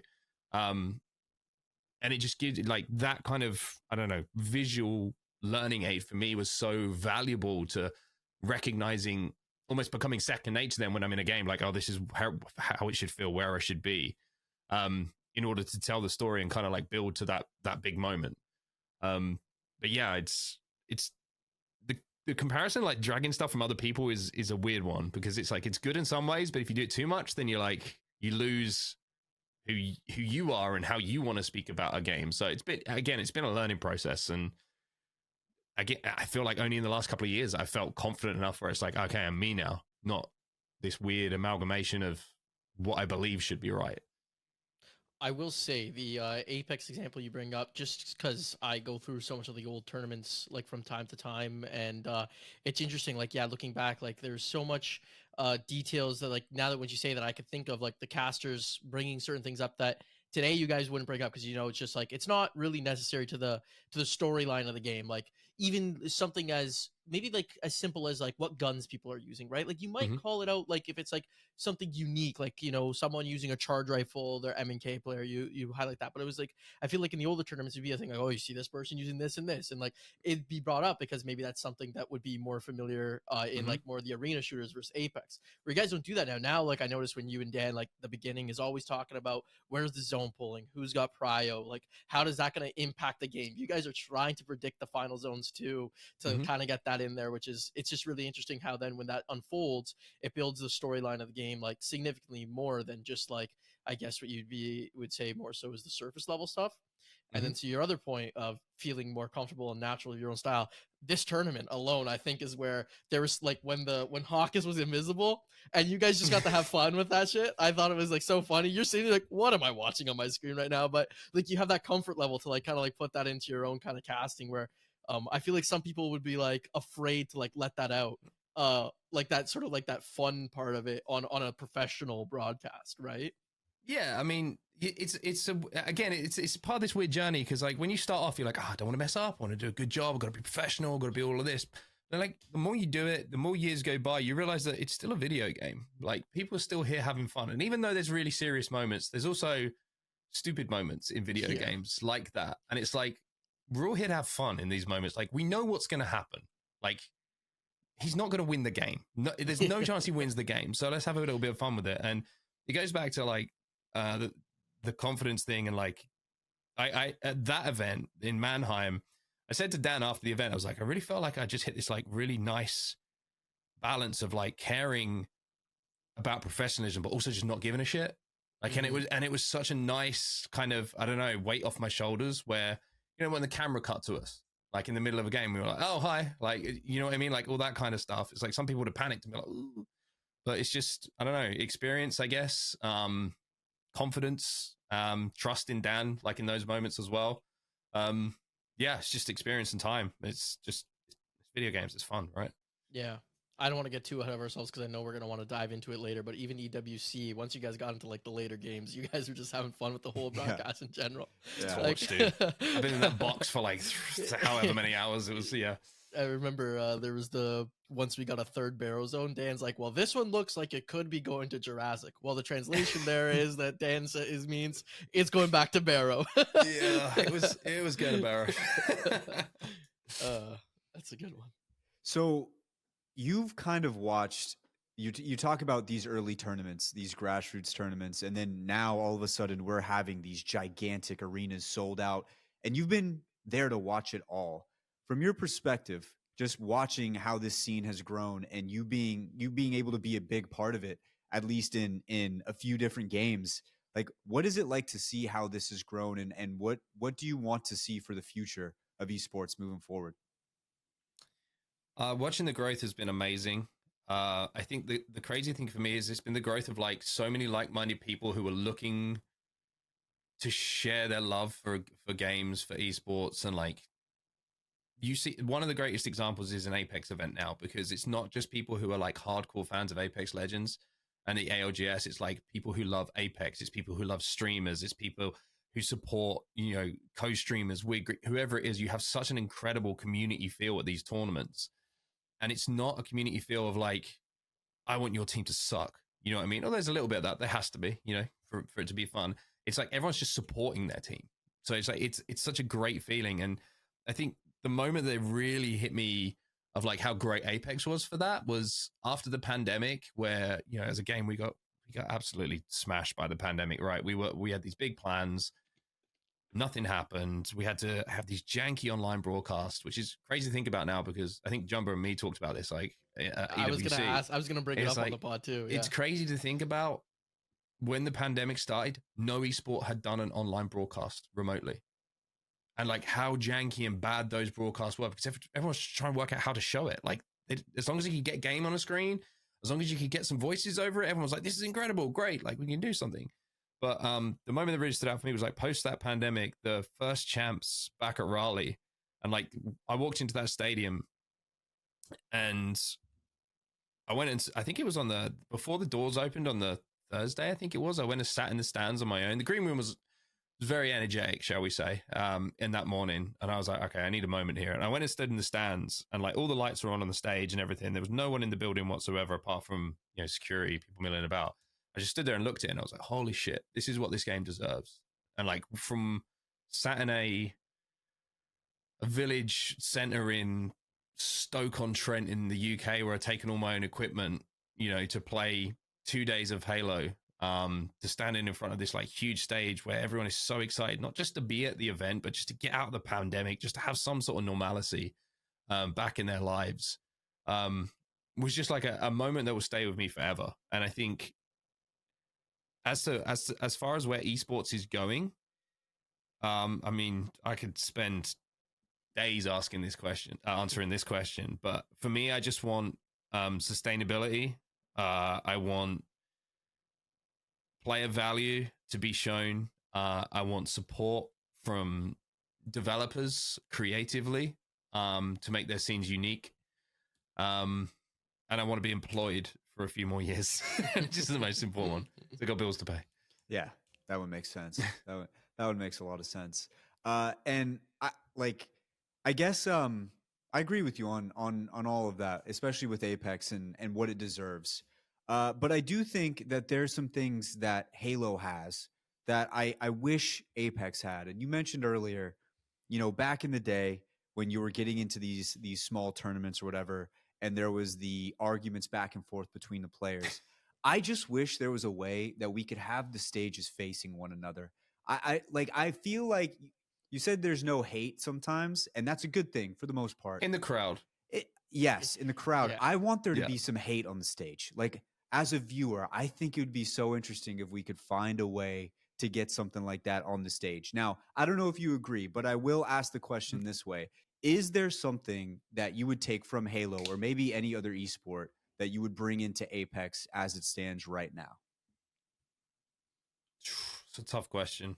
It's a really tough question, and I think it's very difficult. It's very difficult to say yes, because I feel like Apex has become such a unique esport. When you think about format, you think about match point, you think about qualification, you think about the global success of the game across like multiple regions. Like other games would kill for that. I genuinely kill for that.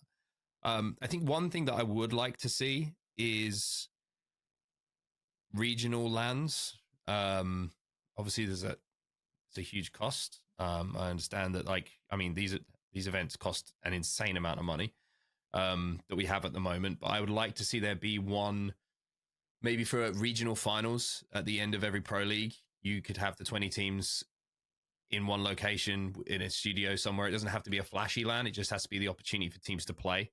And I think that would just build the reality, the suspense, the wonderful part of Apex that we all love, and would feed into the World Championships a little bit more. We've had that previously in other titles, and it doesn't have to always be the big main stage. It doesn't have to be the flashy stage. You can save that, and I think that's actually something that Apex is.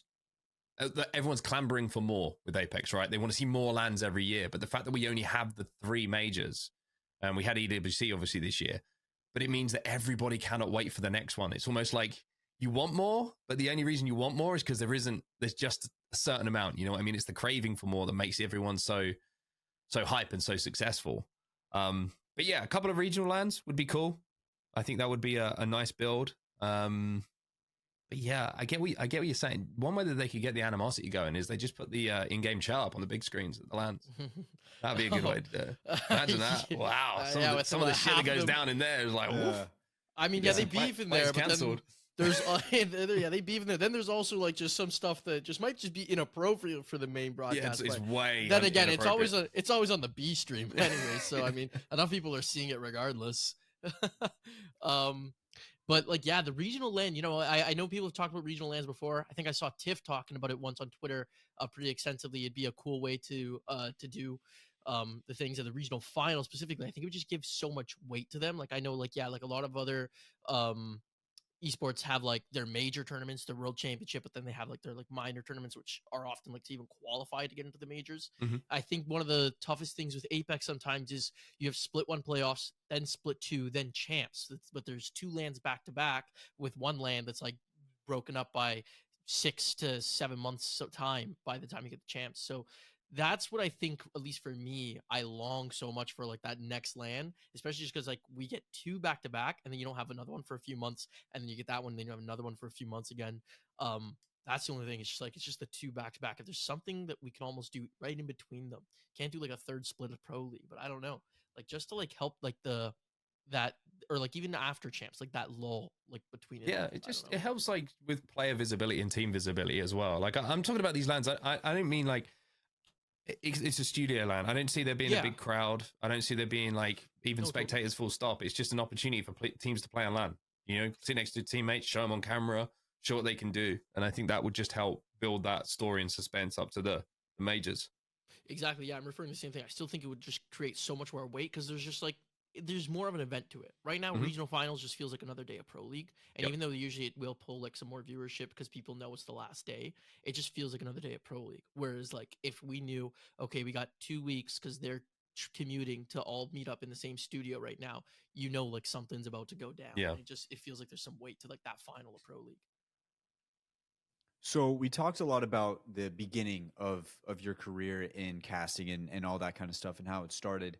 Transitioning over into specifically Apex and how that came to be. It was at a very young time, and there were moments throughout this game's early history that it looked like it was going to die. Like there was some times where it felt like there was not a whole lot going on.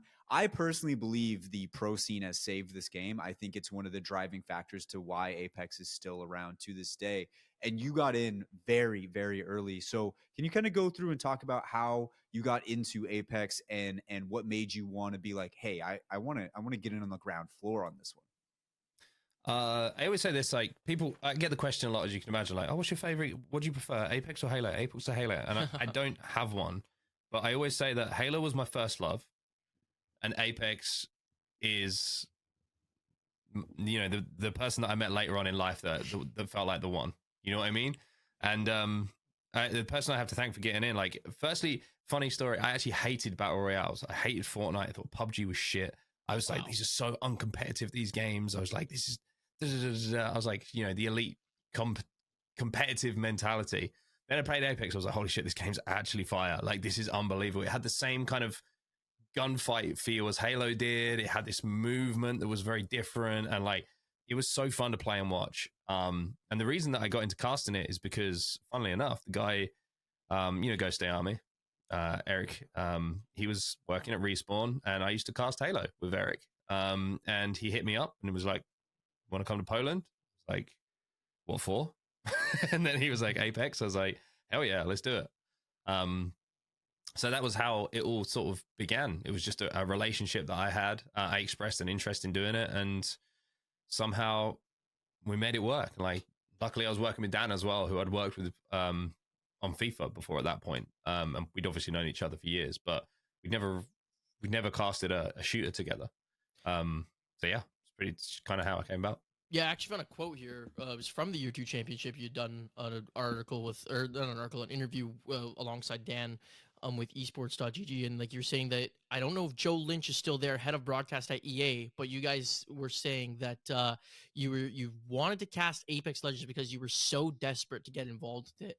Is the games you love are the ones you want to cast because it comes across when you're commentating, and that Apex was always going to be a priority for you. So like you're saying, like it just seemed like you fell in love with the game that much. You were part of Halo for so long, and I know you said you did some of FIFA, but like pretty much it seemed like almost exclusively Halo, and then Apex comes along. So like it really was just like that you liked playing it so much, or was there even something? Was this before or after? Like was that Poland where you're just like, I need more of this, I need to be a part of this, like the rest of the time that we're doing competitive esports here?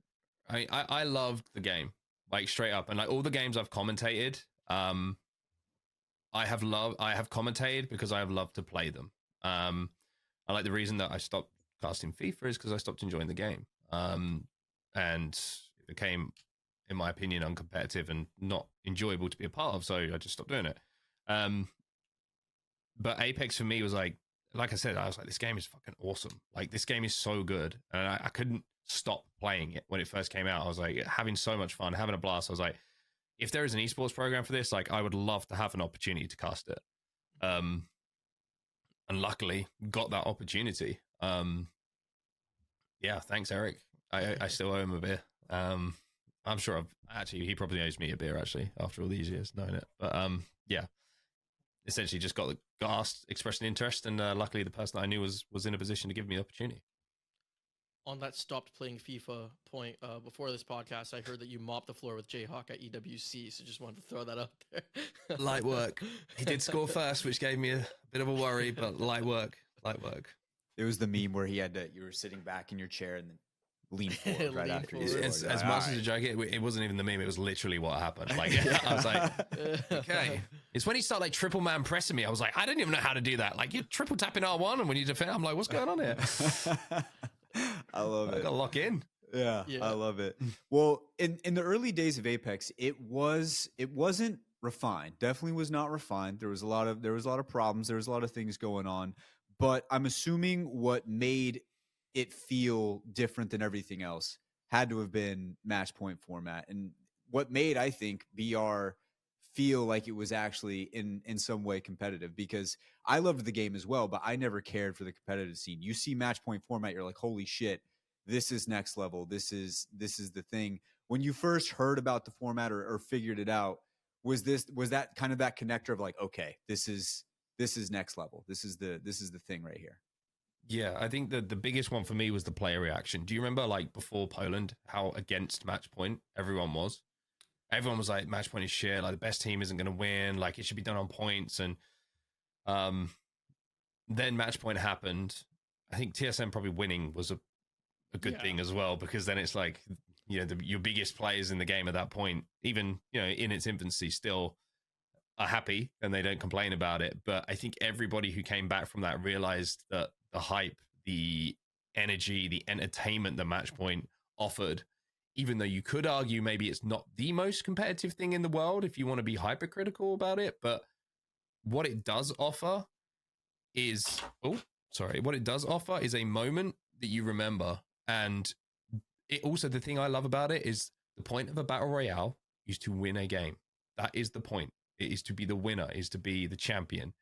And you have to do that in the ALGS, in Apex, to call yourself a champion. It's just like, it's another facet of the game you just have to be good at. And yeah, I think it's just redefined what a BR is, like how a BR should be in finals. Like it's so special. Like how you guys have been to LANs. Mm-hmm. You get to Saturday, like, this is great. The games are amazing. Everyone's qualified. Then it gets to Sunday, and it's like, it's not just Championship Sunday. Everyone's excited for that. It's like, oh shit, it's match point. You know what I mean? It's like that. It's got that weight to it now. It's got that, like, oh, holy shit, match point. And like, even you see on the internet, you see on Twitter, you see whatever, like everyone's like, it's match point today. And it's like, it's got this source that I love. I have lost my voice during every single match point final of the last year and a half. Like, just technically Germany, I lost it the day before. I did, like, because I was at a wedding, but like still, I would have lost it the day of, even for Germany. Like, it's just like, there's nothing like the upsets, the shutdowns, but then like those climactic moments.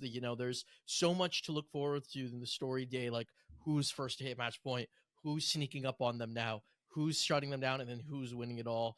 It truly did, like you said, and it's the facets of like what a BR is, winning on match point. And I think Apex has shown that time and time again, the best team has won. Like, other than one time, which was Dark Zero coming in like 5th and winning match point, it's been the first or second place team, and then what's it called? SSG was 3rd by 1 point, but still, first or second place team. I think you can't argue that those are the best teams winning. Mm-hmm. On the point of match point, we did start this by talking about that you have been the one to talk about match point, or like to make the match point call for every single LAN since the Split 1 playoffs. And I gotta throw it in here. You know what's crazy coming. Record. It is, but I think you know what's coming. So I know what your least favorite call is. So let's start off with, what's your favorite call, them, and then we'll get to your least favorite call. But what's your favorite call that you've made of the match point moments that you can think of? Probably the TSM like back-to-back win. Yeah. For me, there was one line that I thought was really good that kind of came to me in the moment. It was like the CEO with a hostile takeover. I love it, man. I listened back to that and I was like, that was actually quite good. Yeah, that moment, because just the run, you know what I mean? Like that run that culminated. And like the cool thing about that moment is like one thing you learn, like the more and more you cast, is in those big moments, You don't always have to be talking. You can give little pauses because the crowd, you can hear gives you everything you need. There's like this, like, oh my God, like feeling of like, oh, they're going to do it. Everyone's on like knife edge, and like that sound that comes across. You don't have to just be flooding your microphone with words. Like you can just give it a second. And that moment for me, like everyone could see what was happening and see that it was about to happen. And it was just a matter of like the trigger being pulled. And yeah, that moment for me was nuts. And it was that Birmingham crowd was crazy. So yeah, it was that for me was pretty good. I've been told was one of the loudest crowds ever. But you're right. Like, just to like even explain for the viewers, if they haven't listened to the call in a while, like the way you basically do it is like TSM's fighting and you guys aren't really talking about it. Like you're letting it play. And then you basically, like the CEO, the IGL, pause. There's like a long delay, like Hal's coming through the sky with a hostile takeover. You let the champion screen play and then you shout TSM. But like the champion screen is played, people see it. The crowd's going crazy. And it's almost like you shouting TSM is not even so much of you making a call. It's like you celebrating with the crowd. like that's really what it feels like. It's an amazing moment. It's like, here you go. You know what I mean? Like, there's your winner. Like, enjoy it. Yeah, it's one of my favorite. I think we talked about this. One of my favorite ever commentary quotes is, I was a big cricket player and fan, and still am. And there's a Australian commentator called Richie Benaud, and he was just brilliant wordsmith, like just wonderful. And he always said, if something special is happening on your screen you don't have the words for, say nothing at all, because that'll speak for you. So like those moments kind of go through my head. It's like, don't get carried away. Let this breathe. Even though it's a massive moment, it's the player's moment. All these things you kind of learn over the years. And yeah, I like that one. That was good. Are there, I was watching a clip earlier on Twitter of you and I think it was Bravo for Halo, and they had a camera on you guys. And I don't think you guys knew at the time that like this was being recorded, but there was a moment where something crazy is happening and you guys are both pacing back and forth, looking down at the screen, like moving around. How much of it is you actively being like, okay, let the moment breathe? And how much of it is like, holy shit, I got to watch this. I got to just focus for a second to watch this? Because I've found that like when I'm casting things, when something crazy is happening, sometimes you forget that you're casting and you're just watching somebody do something sick and you're like, oh shit, I got to talk. Like I got to say something. Like how much of that happens while you're watching like a big moment like that? There's definitely a little bit of that. You know, you're as excited as I say. We're some of the biggest fans that there are. Like we wanna enjoy the moments too. And there is times it's like something happens and there's a moment the crowd will go, oh, and I'm like, oh God, I better say something good here. Like, you know what I mean? So yeah, there is that moment. There's also like, I'm very lucky in casting with Bravo in Halo and Dan in Apex that if one of us doesn't send something, the other will, and like we will hold, like for example, I'll try and show you on camera, like we'll just go like this, like hold, like just give it a second, and then go. And it's like all these little things that you just learn from working with someone for so many years. And there's like, and again, they're so good at handing things back to me when they realize that there's a moment to happen. They trust me to, you know, be the play-by-play guy in that moment. I don't know, I just feel very lucky. I work with two of the best in the world. I couldn't really ask for more. Absolutely. I mean, like even the time I spent with Dan, I think 5 minutes with Bravo. I met him and like instantly the dude was just one of the most welcoming people. He just started like chatting with me about esports and then give me like a ton of advice for like my first LAN. It was crazy. And then throughout the entire weekend in LA, like every time I saw him, we just stop and chat for a bit. So two world-class guys that you're working with right there. Yeah, absolutely. And like, I'm not gonna lie, I was fanboying a little bit, like just silently, because like I've watched you guys for years. I've known of Bravo for such a long time. Like not being a big Halo fan, but I knew the name. Like he was like legendary caster of the scene. So I was like, oh shit, I'm like literally with Bravo right now. He's the coolest, one of the coolest dudes in the world. Like genuinely, if you were to like, he's one of these people. It's like if you sat at a table with a bunch of people he didn't know, everyone would love him by the end of the, like give him an hour. He's just one of those kind of people. Yeah, exactly. He saved me from buying a hoodie way too small because those ALGS hoodies are way too small. And I noticed it. I saw him and he's like, yeah, get an extra size big because like this is an XL and it doesn't fit. Yeah, it's a story actually about that. So he obviously was like at the event and we're like good friends with some of the space station crew, like the staff who work there. And considering that he is a pretty big name in esports, he's been doing this 20 years, like he's very, well respected. The SSG guys went to watch the final for a game or two and close the stall. So Andy was walking by and thought that someone had left it unattended, and he just sat there and was like taking orders for them, like on a piece of paper. Like he was like, "Yeah, they'll be back in a minute. Don't worry. Like just hang around for a few minutes." And like they came to him and like just take whatever you want, like from the stand, because like, yeah, I don't know why you've done this, but I think that's a good summary of like his character and the kind of guy. That's incredible. That's so awesome. That's funny. Cool, dude. That's funny. We were talking about calls though, and like it's just because it's an interesting story. Everyone's favorite call in the entire Apex history for match point, from what I understand, might be your least favorite. And like, if you want to kind of break that down, and like, because I think you had like a really interesting answer you had been telling both Jay and I at EWC about your feelings about this specific call. So I will say, over time, I've learned to enjoy it because it is good. But at the time, I thought I completely and utterly fucked up that moment because I don't know what it was. Everything happened so quickly. And I wish there was some sort of recording of like me and Dan during that moment. Cause I don't know, I said something like, TSM up in the skies, how come down from the heaven? And then I'm like, London belongs to TSM. And I literally got this and I'm like, I'm sorry. Like this. Cause I thought it just wasn't good enough for that moment. You know what I mean? Like I felt like there was so much, and then like it just became this, I don't know, thing that I get quoted at me by everybody, as you well know. Every single opportunity that they get. But yeah, looking back on it now, like it's a great call. It is a great call. It truly is. I'm kind of proud of it. No, it truly, like I will sometimes be like sitting at work or doing something, and whatever, Apex comes into my mind, and I think of that call, and instantly like my adrenaline goes from a very baseline normal level at work to it jumps up like every time I think of that call.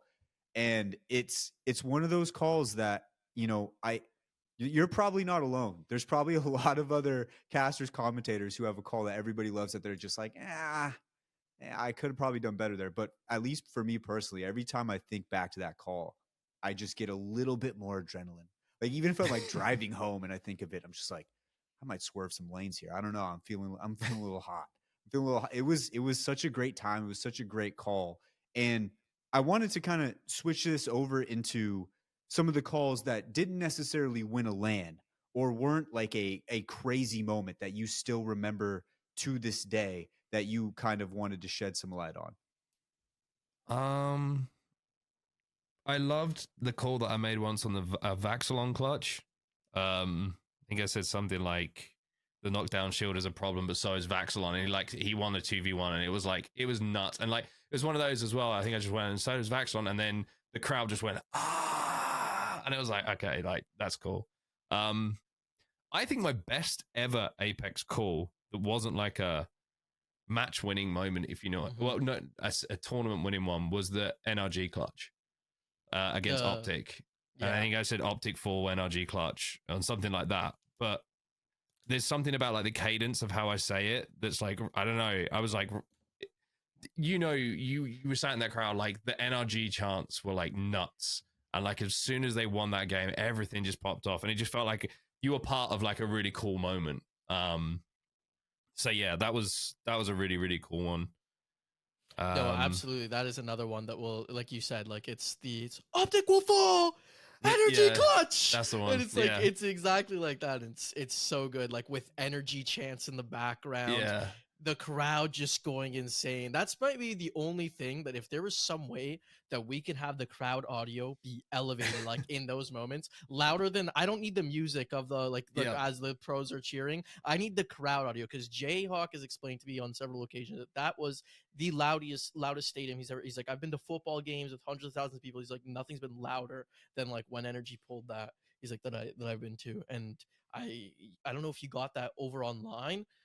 But I mean, like at the same time, I was like also not really sitting down for that that moment. I was jumping up and down myself. It's interesting you say that, because actually after day one of the Mannheim LAN. Like I know the producer Ben and I get on very well, and I texted him. I was like, dude, we need to bump up the crowd mics. And he was like, what do you mean? I was like, listen back to it and tell me if you agree or not. And he listened back and he went, crowd mics have been bumped. And I was like, yeah. But there's so many moving parts at events. Like, absolutely, it's wild. Like the respect I have for the production teams and everything. And I don't know how these things actually happen, as crazy as it is. Like there is so much to go wrong with like everything that's kind of held together. Yeah, but I agree with you. For me, I mean, I love having like audio blasting in my headset. I love feeling the crowd. Like if you can try and relay that, it's a good thing. Yeah, I've been to a lot of sporting events, and I still think, because I was at the LA LAN, I still think hearing a team die that's on match point breaks a lot of the I've been to playoff hockey games, like, and it's still not as loud as when somebody gets eliminated on match point. And I'm not exaggerating either. Like it blew my mind when I was there. It made, like, I brought my friends with me to that who weren't fans of competitive, and they walked away with like a Cloud9 jersey or something. Yeah, you know, like they're walking amazing, away. right? You guys are buying Riddle jerseys. They all are. Riddle T-shirts, taking off their shirts in the venue to put the Riddle T-shirt on right away. The Riddle T-shirt was just next level. I mean, I had to buy it. I saw that. I was like, I have to buy that. T-shirt? I got the T-shirt. But it was one of those things. One of my favorite calls. It wasn't even like it wasn't a bad call. It was just you were both so confused. Was when Snipe Down dropped in with the axe with the heirloom and was just swiping away. I was listening to that today before the interview, and just the pure confusion of like what just happened. Like that's one of my favorite of all time, just because nobody knew what was going down. Like everybody was confused. Like Snipe Down just killed somebody with an axe. That's probably one. That of was my like favorites. a fight. The thing about that one as well is like, you remember they were the online broadcast as well, where that was part of like the early days of online broadcast. Like we are commentating on a delay. Like everything, our feed is delayed. It's low res. Like our comms are delayed between like Dan and the whole thing was just held together with chewing gum. So like it's funny when you watch it back and you're like how it sounds semi-coherent, but there's also this little bit of a delay on it, because I think I just go reps. It's like reps has already killed him, and I'm like, okay, cool. But yeah, that moment's funny because I always remember Dan going, "Snipe Down with an heirloom" or something like that, and I'm just like, it just sounds completely like flummoxed about what's going on. Because the funny thing about that one is like you're just casting. You're like because like we see that he sees Snipe Down in the kill feed first, right? Yeah. And then I think they switch to his POV, or I don't know if they even get it on broadcast. His POV of hitting him to that. But you're casting what's happening, and Dan's just about to go like Snipe Down, Snipe Down. He's got 2 kills with the heirloom. Like what do you mean? Like so it's just like he's in the back room bewildered as you're focusing on the absolute mayhem of that final circle. That circle is the joy of the Gibby fights and Gibby I mean.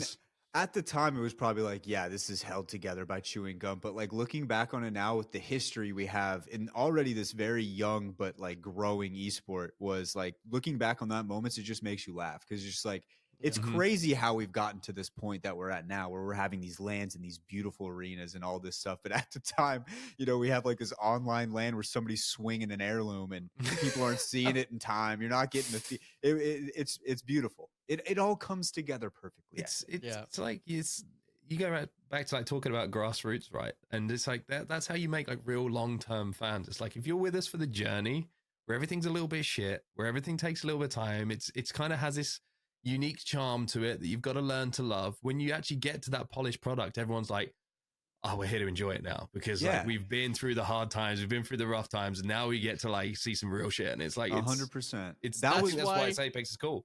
The new viewers should stop complaining. Like, listen, I know you always want the production to be elevated and as best as possible. Should always have room for improvement. But when I see people are like, the observers missed this, or the production didn't do that, I'm like, Poland didn't have a map feed. They didn't even know who was fighting each other, bro. There's 60 POVs and they're standing in front of what was it called? It was the control center. They called it the command center. They called it. Is it that? Yeah. They ended up making command center, but they called it the command center. Like, welcome to the command center. It'd be like Blaze and some other dude standing in front of a screen with 60 POVs in the background. They're like, so as you can see, the zone's going right here, and they're looking at one POV that they paused because the guy pulled up his map, and then you guys are like, I think someone shot someone with a longbow. Do you remember we didn't used to have a champion banner. We didn't have an end game. We didn't know who won. You didn't know who won games. Like you would guess. Yeah. It's like, I think saying. TSM won. We'll find out in a minute. It's like, okay.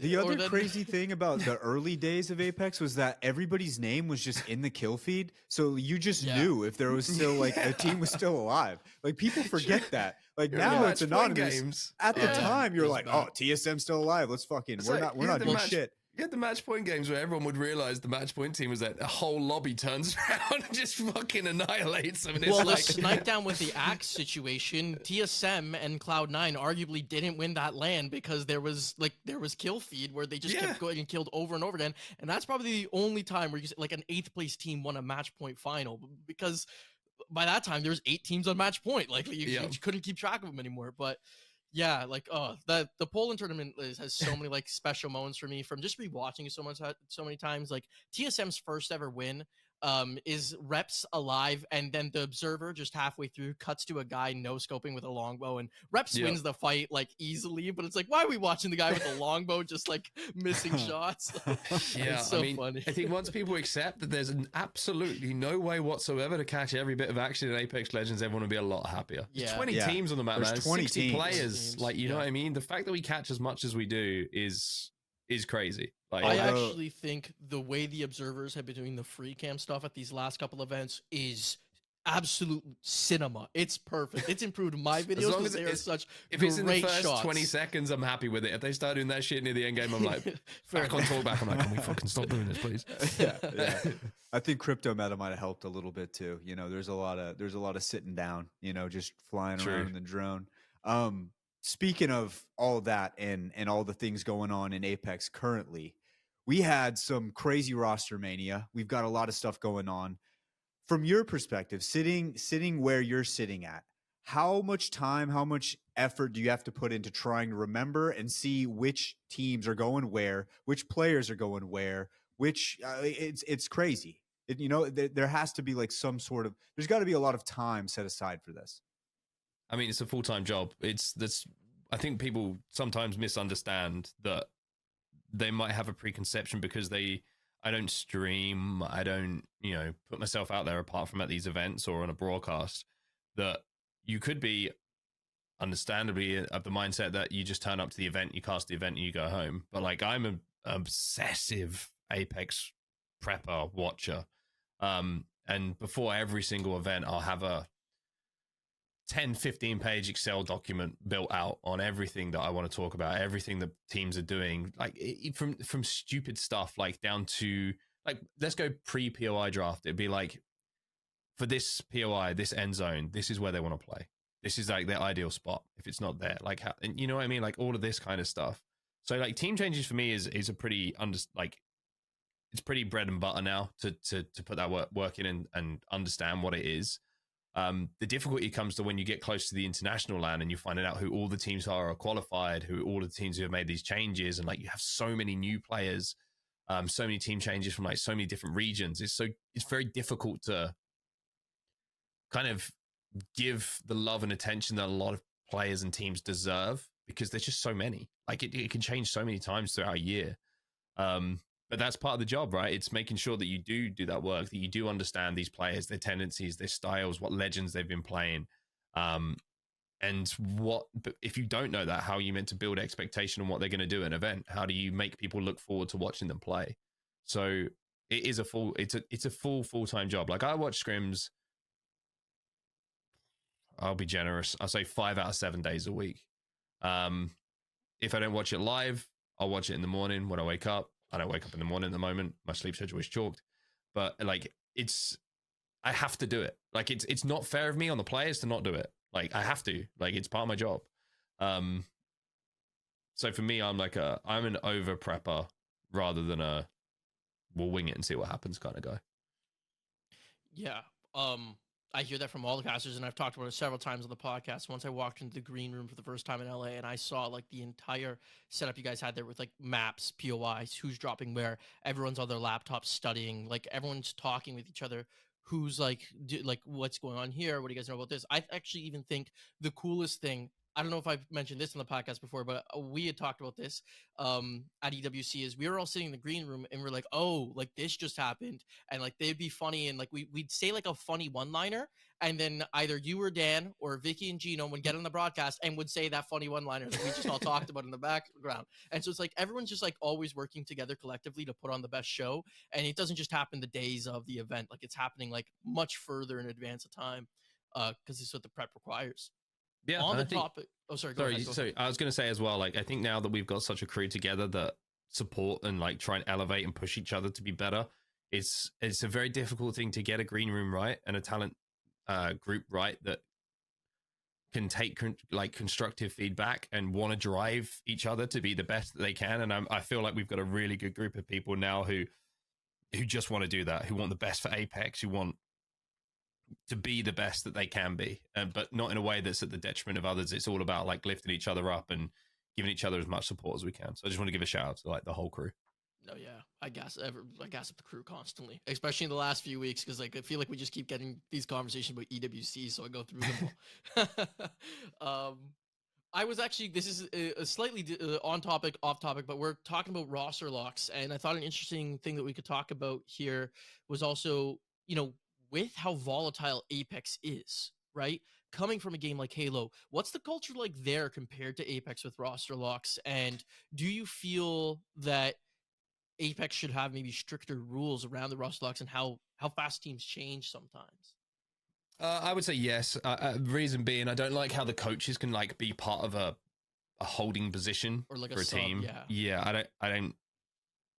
If you're a sub for a team, I don't think you should have any influence if you hold a spot or not. Like you are a sub, like you are not part of the starting lineup, and everybody knows that no team is ever going to use the sub unless there's an emergency. So I think that there is probably some work to be done there.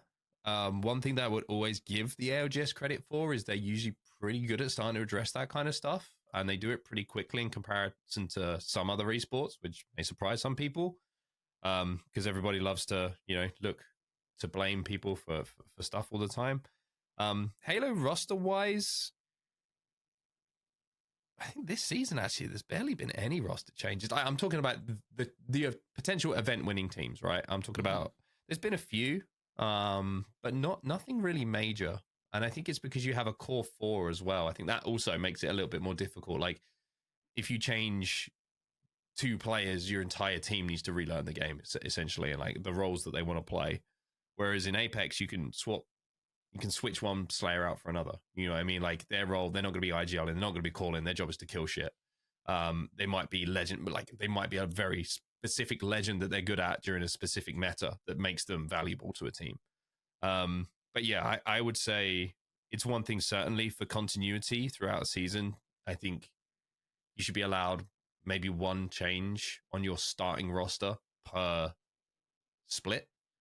I also think it just teaches some teams and some people like a little bit of maturity about situations. It's not just about making a change because you didn't get on for an event. It's about working together for a common purpose and a common goal. And I think you'd also be surprised if that was enforced a little bit, that a lot more teams would make it through a year without making a change once they work through the shit that they might have together. So yeah, I can understand why SSG split, because obviously there was something going on way long term there. But if you're winning a championship, man, like I don't care if I hate you.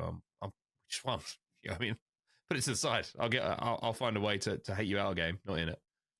Dude, it's I thought it was like a big Apex thing, but like I do a lot of researching on different esports just to kind of keep up on like how I can improve my content. I found out in Fortnite, the greatest team that just won 3 back-to-back lands or something like that just dropped like they just split apart. I don't know how you do that. It's an interesting thing. And like yeah, like you were saying, the continuity, right? If we talk about those calls, like even like, you mentioned the Howl from the Heavens, and then they win the final championship. And I remember also too, you say like Apex folklore repeats itself as Hal comes down from the heavens, because again, he's playing Horizon. He comes down a second time. It just feels so full circle. And like, if that were to happen now, like, well, we realistically, we can't, like, there's not really an SSG team. I guess the duo sticking together. So you have that split one champs aren't going to be at this, or no, they will be at champs, but they're a different roster as well, actually. And then, the one of the best teams at the split 2 playoffs just today split up. Moist is no longer a thing. So these storylines you built up over a year just no longer exist. We got legends who no longer exist. Like these are storylines that we're building up for so long that just don't even really have a complete story now. Yeah, I think you kind of lean on the IGLs as the almost the people that you're line. looking at, right? They're the team belongs to the IGL now. And it seems like Zero is just collecting them so that nobody else has an IGL. Yeah. So maybe that's the plan, right? Just get rid of all the good IGLs and then it should be simple for them because nobody else knows what they're doing. But yeah, it's certainly something that I think could just be addressed a little bit. But it's a very simple change. It's just, yeah, sometimes you gotta remember the age of some of these players. You might be 21, 22 and you think you're mature, but the older you get, you recognize that there's a lot of situations that you look back on and thought probably could have dealt with that a little bit differently. Yeah, we just had a conversation about this last week and how in traditional sports there are general managers, there are agents, there are older players who come back, like legacy players who come back to a franchise to help out some of these younger players, people who don't really have it fully made yet. I mean, you're handing millions of dollars to really young people who haven't fully developed. And in Apex right now, they're not making millions of dollars, but they're making a good amount of money if you're winning stuff. And they don't have that same, support system because we're so early right now. So you see a lot of players making decisions that, oh, I'm going to retire. Now I'm back. You see a lot of players moving back and forth between teams, snaking certain players. You just see a lot of things happening that because we're so young and because there's not a whole lot of like rules in place to prevent it, you see some of these things happening that, in other leagues, other sports probably wouldn't happen as often. And I think it's just because we're still so young into this esports world. And I think as the years go along, we're going to see more and more change in the right direction for teams. I would love to see more continuity in Apex because it would make it so much more fun to follow along with specific teams rather than specific players. I think that would be more fun in the future. I've always been more of like a team guy. Yeah, I agree. And I think it's an esports problem. It's not just an Apex problem. And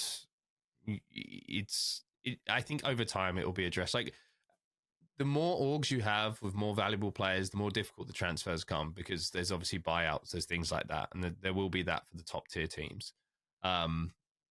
But with Apex, you've got so many teams and an open qualifying system that you have that kind of like swamp underneath that is just, there's no buyouts. There's, you have a free agent that's not attached to anything who can just move. And it's just part of the game, man. It's just esports is part of the game at the moment. I wanted to kind of, I don't know if you have much more to talk about, Wyatt, but I want to kind of sort of round out just about the last couple months that you had were pretty eventful. Literally, yeah. Starting on July 28th, and maybe I'm missing if there was something before this, but you had the HCS Atlanta Major. Then you went straight to EWC Apex, where you stayed for 3 weeks because then you did the Fortnite. 2 weeks? You did 2 weeks? 2 weeks. You did Fortnite Halo. Did you do the EAFC? No, that was Dan who did that. So you did come back. I'm all confusing because I remember messaging you the week I thought you were back, and then you're like, I'm back like in a couple of days. So, okay, maybe I got my dates all wrong. I might have got my dates all wrong. Okay. I think it could have been 2 weeks. I thought you did EAFC as well. No, it was Dan who did EAFC, sorry. I'm just looking at my calendar now to try and remember what was going on. Because I think that was it. I was back home for 3 days and then I flew to New York for a wedding. Oh, okay. So it wasn't an event, but yeah. That's why, okay, so when Casting you told me you wedding? were still... Yeah, did you cast a wedding? Funny enough, Golden Boy got them married, so it was pretty close. Oh, wow. That's jokes. But, wow, okay, so I was right there, because initially I didn't have EAFC on this list, because that was Dan, but then when you told me you were gone... Anyways, okay, we'll skip that. Split 2 playoffs in Germany, then back to HCS for the Salt Lake City Major. I was going to ask you, how's your sleep schedule? But considering I know that it is 4 a.m. for you right now, I don't think it's improved. I got to be honest. I kind of overdid it. I'm not going to lie. The last couple of months, I got back from Salt Lake and I wasn't sick, but like, it's a very strange feeling. Like, I don't know if you've ever kind of dealt with extreme exhaustion, but you're not like outwardly sick, but you just have no energy. Like I would sleep for like 12 hours, wake up for 4 or 5 hours, sleep for 6 hours, wake up for 4 or 5 hours, sleep for 8 hours. Like I was essentially asleep for the best part of 5 days. Like it was insane. Like every time I woke up, I felt like I needed to go back to sleep again. Like, and I didn't realize, I think, until I got back, how hard it had been on my body. Essentially, like all this travel, all these time zones, all of these. Oh, I'll just stay up tonight because I've got a flight tomorrow, and I'll sleep on the flight. And then your circle of sleep, and your day goes from being awake for 14 hours to being awake for 16 hours. So next time you get somewhere else, then you can't. It's this whole thing, and it's part of, I think, esports and commentary that people don't realize is like kind of tough. You give up a lot to do this. Like, you think I was away from home from best part of 2 months, and that means you don't hang out with your friends, you don't see your family, you don't see all of this, you don't have weekends, you don't have this kind of stuff. And yeah, we get to do some really cool things and some, whatever. But it's like it's a big kind of commitment to do all of that. And then you got to remember, like, you got to prep for all these as well. So like when you're traveling, you're not just traveling and relaxing. You're not landing and doing nothing. It's like you've got a laptop open, you're making spreadsheets, you're doing all of this stuff. You've got content to film. It's not just what you see on camera. It's like all of these other bits that go into it, like stupid things as well. Like, this is going to sound really dumb, but it's like, you were like, oh, what's the wardrobe guide for next week? Do I have stuff that I can wear? Do I need to go shopping?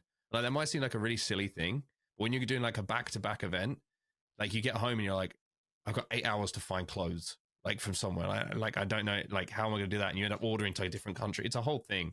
So it's just this constant kind of ongoing whatever. And then on top of the Apex stuff, I was doing the content as well for the Apex. So all the skits and stuff I was writing and being part of that production process. 3 a.m. calls in Riyadh. Like, it was too much, essentially. It was too much, but I'm going to try and be better at that next year. Yeah, is that the most that you have traveled for casting in your career, or that you like had like a crazier like sequence of events in the past? I think that was the craziest. Like that 2 months, in a weird way, like coming home for a day or 3 days was the worst part, because I'd get home and know I wasn't staying, and I'd just be going on to the next one. But yeah, for me, like usually I've done like an event, I'll be home for a week and a half, then another one, then I'm home for like a week, then I'm off again.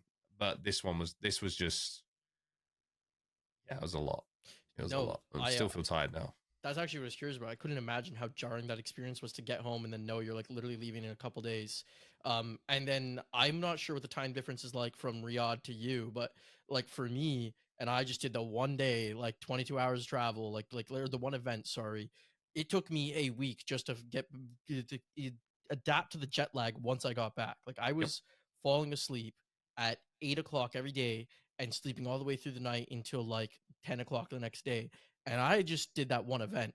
And you want, like, I've probably never experienced the extreme exhaustion that you were talking about, but my last day, because if you remember, we got out, we got food, we got back to our hotels. I remember walking into my hotel room, I'm like, oh, the sun's coming up. And then like I tried to sleep and I couldn't. At 7:30 I was awake and I had a flight at like 3 p.m. I was like, well, I'm just gonna go get breakfast and I guess power through. And then I didn't sleep on my flight. So next thing you know, I got 2 hours of sleep in the last like 40 hours maybe. Yeah. And I remember just being delusional getting off my final flight. So doing everything you did and like extra work on top of it, because not for anything, EWC, I did mostly get to chill. But at the second half of the event, I just enjoyed the last 2-3 days. I didn't do everything that you guys did. So yeah, like I did that first day at EWC on 20 minutes sleep, the broadcast. Yeah, exactly. Riyadh was a mess. Actually, I remember that now. Yeah. I don't know what I said to anyone I offended on broadcast. I apologize. It wasn't me. It was the sleep deprivation. I remember it was like the first time that we really kind of like chat and everything like that. And you were like so exhausted, like, don't worry, tomorrow, watch how much energy I have. And it was like a different person. Dan gets worried. I text Dan in the morning. He's like, how'd you sleep? I'm like, I had 8 hours. And he's like, oh, fuck. Because he knows I'm just going to be unbearable for the whole day. It's so rare. Man. I do have a couple last questions before we send you on your way. First of all, my biggest question, I think, out of this entire interview is who is going to take your place casting when your BLGS team eventually makes it to the finals and then you decide that you want to go pro again? Who's going to take your spot? Who are we gonna knock out? It's Mia. Let's knock out a big. Let's knock out Couple of like the a phase big guys. team. Yeah, yeah. Couple of the there you phase go. Yeah, you guys can could knock step us out in phase. maybe. Nasky would be pretty good on the mic, I think. Good entertainment. But I'm glad that you brought that up because we are about to just completely dominate and You're gonna piss on dominate. everyone. Yeah, it's pretty much over, honestly. I don't know why It's they're making me unfortunate play that the you're games. not in the NA league because you would have had to go up against me. So I guess you're like Mhm. lucking out there a little bit. I'm Well, also one the day we'll third match sub on up. that team. I'm the third sub. You're according holding to down the Jumbo. champ spot for them as a Yeah. sub. He's Is that what you're holding- doing? That's what I'm is doing. Exactly. He's Yeah. holding down our Yeah. spot. I see the team name is Fred Durst's dad. Is that It correct, is. or are we Yep. keeping the name? Okay, I like it. Well, of course, we're keeping the name. Yeah. Okay, Did you, just did you making guys sure. announce who you're competing with yet? Because I didn't see that. If you didn't, No, like, you don't have to. it's a guy I used to play Halo. Two people I used to team with in Halo. Okay. One's called Adamski and one's called what used to be called Trank, but it's Chris Q. One's a roller, one's M&K. Both actually very, very good. Fun fact: Adamski played in the first LGS qualifier. Got to the finals lobby and couldn't play because he had a Man United season ticket and wanted to go and watch the football. So he's nasty. Can't blame He's him like there. genuinely good. Yeah, just When wanted you to say make sure. competed with them, is that like way back, like in the early days Halo, like 2011 type days? Like, is Oh, that yeah. how far back you go? Yeah. I just want to throw. I needed to bring up the 2011 tournament to throw up that I would have been 12 that year. So just I don't know. I wanted to date you here.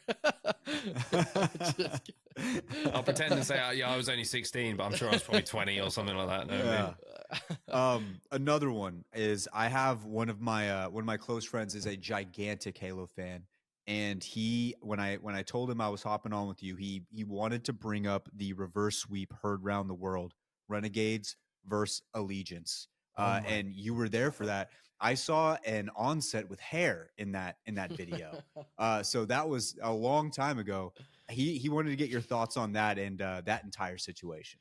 So Onset with hair was getting into esports. Just remember this. And remember how I say how exhausting it is. Now I'm Onset without hair. So that's a good example. That's also the series that I was talking about earlier where I was slightly looking off camera. That was my only main stage broadcast. And it was the ultimate reverse sweep. So Allegiance were like a underdog team. Who did they play again? It was Renegades. Renegades, yeah. Renegades go 2-0 up. With It looks very, very Ninja. comfortable. Ninja was on that team. Yeah. And then they're 2-0 down in a 1-3 capture the flag. And there's 2 minutes left on the clock, I think. And they cap 3 flags.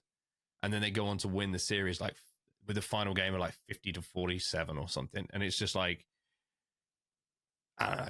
It was nuts. Like you can imagine as well. This is the perfect combination of like kid wakes up, gets woken up in the middle of the night, gets asked to fly to Hollywood, flies to Hollywood, is in a film studio, gets asked to go on main stage, and ends up casting one of the most mental reverse sweeps ever. By the way, please don't go back and watch that cast because I am dog shit.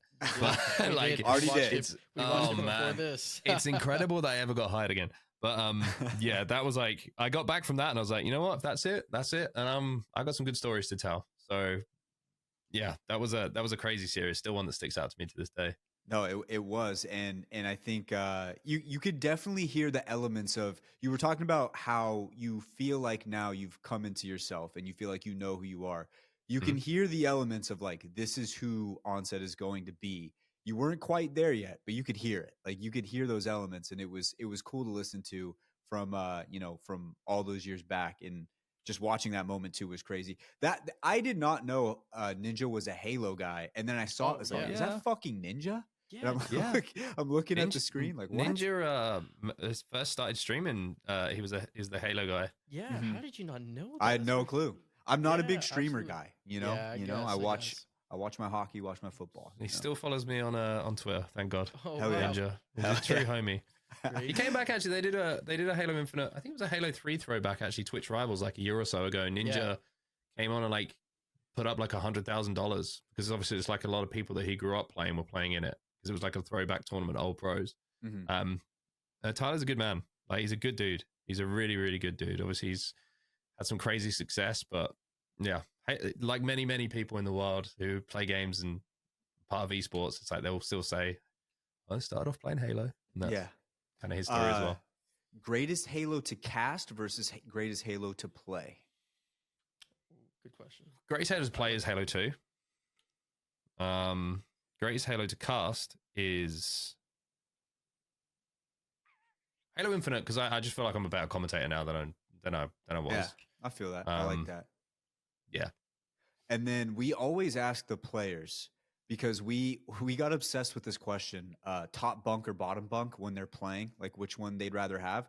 Obviously, we can't ask you that, but we do want to say, or you do want to ask, what venue was your favorite to cast at? Like what was your favorite setup? Venue or even setup? Because like I know like a couple times you guys have been on stage, like, and you were like in the middle of the players. LA, you're off to the side. EWC, you're locked away in a room. Like, so what was like? Yeah, I have to be EWC. I think I'll do one for each game. For Apex, it was probably Birmingham. Like we were up in the middle. Yeah. I didn't really get nervous anymore, like casting, but for some reason I woke up in that morning. I was super nervous. And like, even, I don't know why, I was like, I don't know. I was very wound up, you know?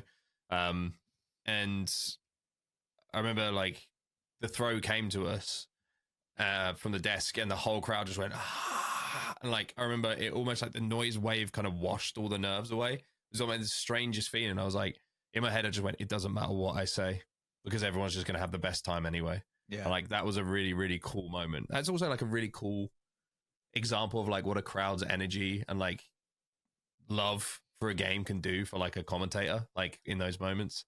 And I'm sure it was the same for the players. And for Halo, we had probably the first, so Halo Infinite's first LAN was the first esports LAN post-pandemic. And that event was just so memorable for that. Like everybody, like I hadn't seen my friends in 2 years. Mm-hmm. So to be able to see them all, and the stage that we were on is like, you have main stage, the crowd in front of it, and then the desk and a little separate caster bit are next to each other. So we're like out there, if you know what I mean. And I just remember being like, the first time that we like casted a game, and I was like, man, does it feel good to be back? And like everybody just went, because it's like everybody was just had 2 years of energy stored up. It was the first Infinite LAN. There was all this hype behind the game. So those two moments and those two positions, I think, were certainly the best. Just because you're part of the crowd. Like I hate being away from it. Like the energy is everything. So yeah. Yeah. Final question. Oh, sorry. Go ahead. I was gonna say that makes me think of LA. I liked just because you guys were pretty much part of the crowd, but you had your screens in front of you, and sometimes different stuff. Like I think one of the screens just honestly crashed on the top banner where we were watching, and I just remember looking to the left, and like you and Dan are like, okay, your screen look at the back, like what's going on here? Like we'll make it work wherever we can see it. We need to fire up the Twitch stream at one point. Yeah. And then final question for me: does Arsenal finally do it this year? Is this the year they do it? Do they win the Prem? Yes, because Rodri doesn't have a knee anymore. Oh, so my Man God. City are gonna. Man City are without their most influential player. Holland? And also, no. He's an idiot. You're mad at you. Gotta be mad at Holland right now. I think I'm not mad at Holland. They're celebrating drawing against us at home with 10 men.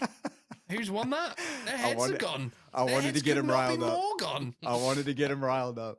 And just remember that we're missing our captain, our best player at the moment.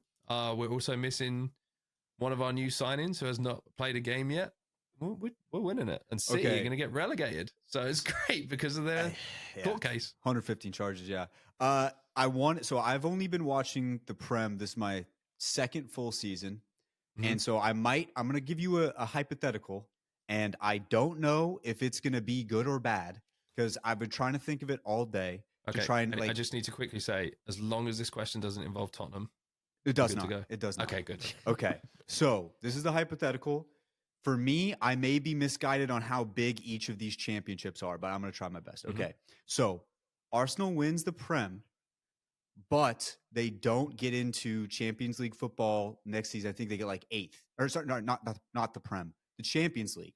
They win the Champions League, but they don't make it into Champions League football for the next season in embarrassing fashion. Let's say they get like 8th or 9th, but they win the Champions League. Or they win the Prem, but they get knocked out in like the group stages, don't win a single game at all. Prem. Yeah, Win that's the what I thought. league. Okay, yeah. Win the league. I'd rather win the league than win the Champions League. See, this is the thing that I've never understood as an American trying to get into it late is everybody has told me the Champions League is like the Super Bowl. So that's how I equate it. But the longer I've watched and the more I've listened, it seems like people who watch the Premier League just want to win the Premier League. Like the Champions League is, you do want to win it as well. But it seems like they just really want to win the Prem.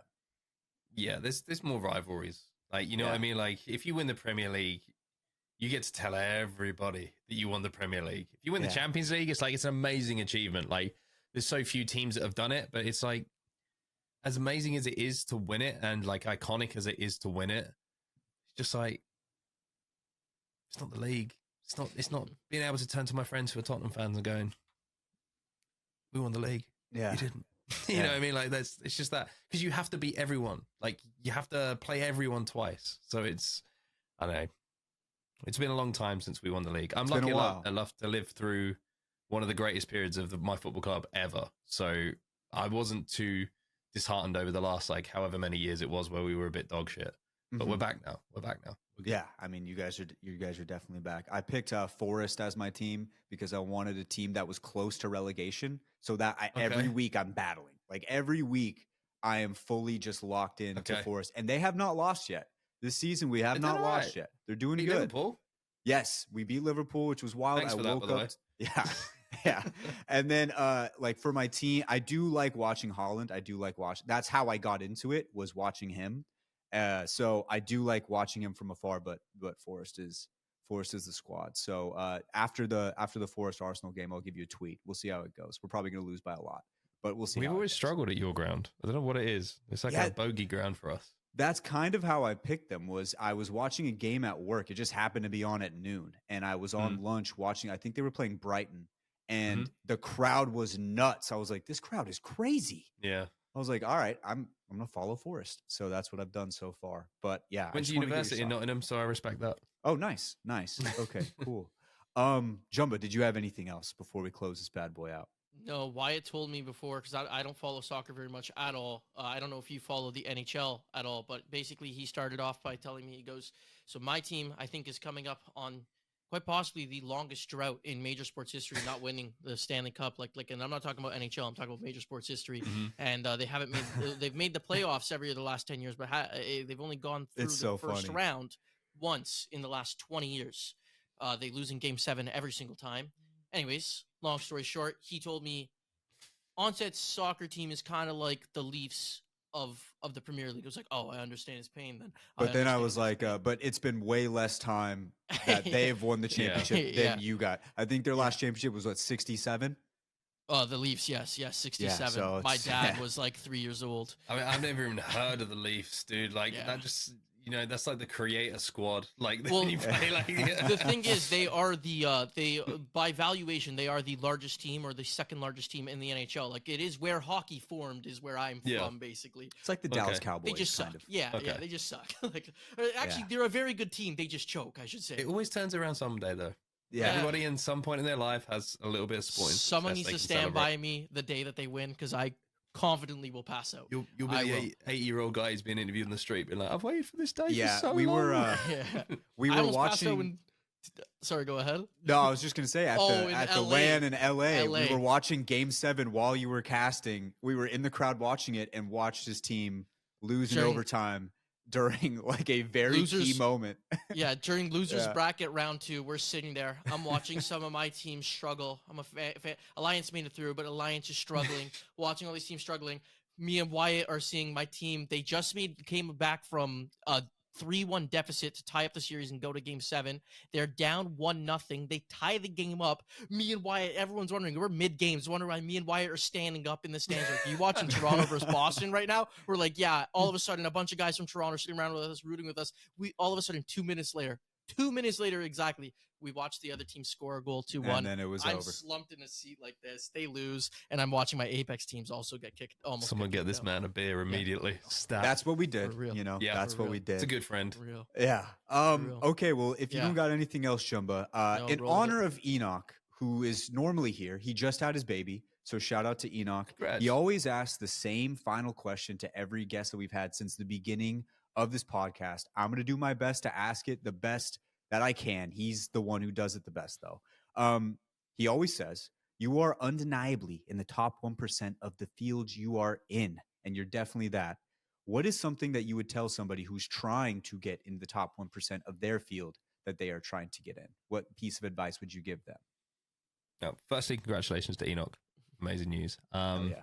The advice I would always give is treat everybody that you speak to and interact with you exactly the same, with politeness, with love, with care. Learn people's names, shake their hands, and thank them for a good job afterwards. And if you do that when people are trying to make, and do it genuinely, don't just do it because you feel like you should do it. Because those people become decision makers at some point in their lives. And if they're like, hey, I remember hanging with this guy was a cool guy to hang with, let's hire him, is a good way to do it. So I would say, can I do two? The other one is fucking work hard. Don't ever go into an event or whatever you're doing thinking I should have done more. Because that's on you. Beautiful. I love it. Well, Absolutely. Onset, this was a great, you almost broke the record for longest interview we've ever had. We It did. was Oh, my bad. an hour and 37 minutes. I believe it was with, Weeps. But you almost broke it. This is probably the second longest interview we've ever had. So congrats to you, whatever that means. Oh, wait, you how can long hang was that up on Peeps? the mountain, man. I was going to say, how long was Pete? Let's keep it going. Let's You wanna keep I can going? hold it over it. We- No, All I'm right, joking. Arsenal, I'm joking. let's We go probably through the can. lineup. Wait, no, I got the perfect question. No. Let's wrap it up. Let's wrap it up. We just want to know which of the casters is the best in Apex. Who's Me. the best one of all time? There we go. There it is. Got We it. figured it was you. Beautiful. Beautiful. Well, Onset, this has been great. Thank you so much for hopping on. We probably could ask way more, so we'll have to have you back on in the future. Thank you so much. It's been great. Appreciate you, man. Thank you, guys. I appreciate it. Yeah. All right, ladies and gents, it is heart to heart time. Heart to heart time. Donnie, you've never done a heart to heart before. Do you want to go first, or do you don't want to go first? You want No, us to I'll do go it? first. I was saying I haven't done one, so I'm ready to go Okay. first if you guys want me to Oh, start yeah. first. So Go ahead. Go ahead. Go ahead. yeah, I'll in honor of him not being here, I think I'll go with gratitude. I feel like that's the route I probably have to go down. But Let's Eh, go. in all seriousness, no, like it's been a really cool experience kind of hopping into this space. It's never anything that I expected to do. I mean, I knew sports my whole life. I coached baseball for 10 years leading into kind of jumping into this podcast sort of thing. And I mean, just being able to do this with you guys, meet all you guys out in LA, and then continue to, build that friendship and stuff and kind of just be a part of something that's pretty cool for me. It's been a really cool experience, and just excited to see what more we got in the future. So just gratitude for being a part of the whole thing, man. No, dude. Listen, it was crazy because we go to LAN and Connor's like, hey, I'm bringing my friend. We're going to stay in the Airbnb. Obviously, I know Connor. I've talked to him. Never talked to you. You hop in the car and it's immediate chaos because Kyle's cussing people out, almost gets us killed like 6 times. We're driving in circles trying to get home. Like, it was just chaos. And then I'm like, oh, okay. Like Connor knows some Apex. We pull up to the LAN the first day and Donnie's just dropping knowledge bombs left and right. And I'm like looking over, I'm like, I gotta actually. When you I was done, like, I what haven't the- even. I was like, what is happening? And then like, I would be like, yeah, dude, this play is crazy. And then he'd be like, well, this is another reason. Like I'd say a reason thinking I'm all smart. And then he just drops like this whole other reason I'm not even thinking about. And I was like, fuck you, bro. I was like, Dude, I was like trying to know how figure to shut up he knew sometimes, I'll so be much. honest. No, it was good. And then I just remember I was like, because I don't picture you as a guy who ever thought about doing like a podcast or anything. Not at all. I dude. like, and I just remember sitting there and Finn was with me, and I'm like, it would be detrimental if we didn't throw Donnie on here. Like it would be stupid to not do. Like you're here with the knowledge that you have. Like it'd be stupid to not do it. And ever since like every morning I wake up with like updates on things that I wouldn't normally see because I'm West Coast, so things are happening a little bit later for me. Like I'm seeing things at all times that I just would not see just because Donnie's helping out, and like talking to him in between like some of these sessions about like what are you seeing here? What are you seeing there? So I can get better at what I'm looking at. Like, it's just been great having you on. So I'm happy. I'm happy you're here, and it's been awesome. And hopefully we get to hit a few more lands because we can crush some beers. Dude, we yes, sir. can crush some beers. I'll tell you that much. It's That was another thing about me and Donnie's land experience was we went to like 7 different liquor stores to try to find one case of Coors Lights. Could not find it. Just could not find a liquor store. Finally, we found a 7-Eleven, and we got to have our Coors Lights. So that was cool. my like it just makes me think of like my perspective of that land.